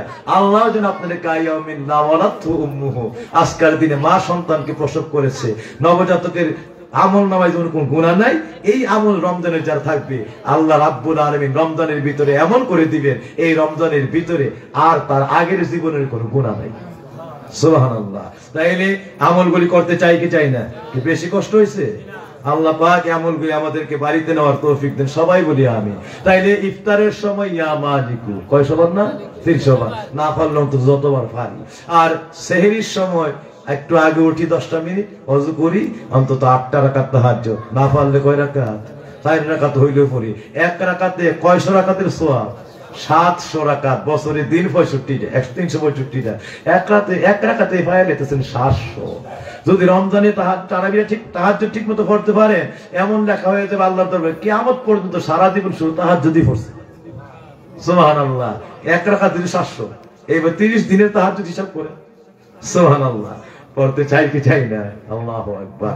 আল্লাহ যেন আমল করে আমাদের করার তৌফিক দেন। তাইলে সেহরি সময় পড়বো ইয়া ওয়াসিয়াল মাগফিরাত, বলি না ইয়া ওয়াসিয়াল, ইয়া ওয়াসিয়াল মাগফিরাত। আল্লাহ পাক সকাল সন্ধ্যার সবগুলি আমল করার তৌফিক আমাদেরকে দান করেন। এই আশায় দোয়ার লগ্নে তরিকতের নিসবত অনুযায়ী অল্প সময় আমার আল্লাহরে কয়েকটা মর্তবা ডাক দেন। আমি আমার কালবের দিকে মুতাওয়াজ্জিহ আছি। আমার কালব জনাব পীর সাহেব দাদা পীর সাহেব আল্লাহর কালবের উসিলায় আল্লাহ পাকের আরশে আজিমের দিকে মুতাওয়াজ্জিহ আছে। আরশে আজিম হইতে কাদরিয়া তরিকার নিসবত অনুযায়ী এক জোর বিজিকিরের ফয়েদ আমাদের কালবে দান করেন ইয়া আল্লাহ। আউযু বিল্লাহি মিনাশ শাইতানির রাজীম। বিসমিল্লাহির রহমানির রহিম। মুহাব্বতে আল্লাহ আল্লাহ।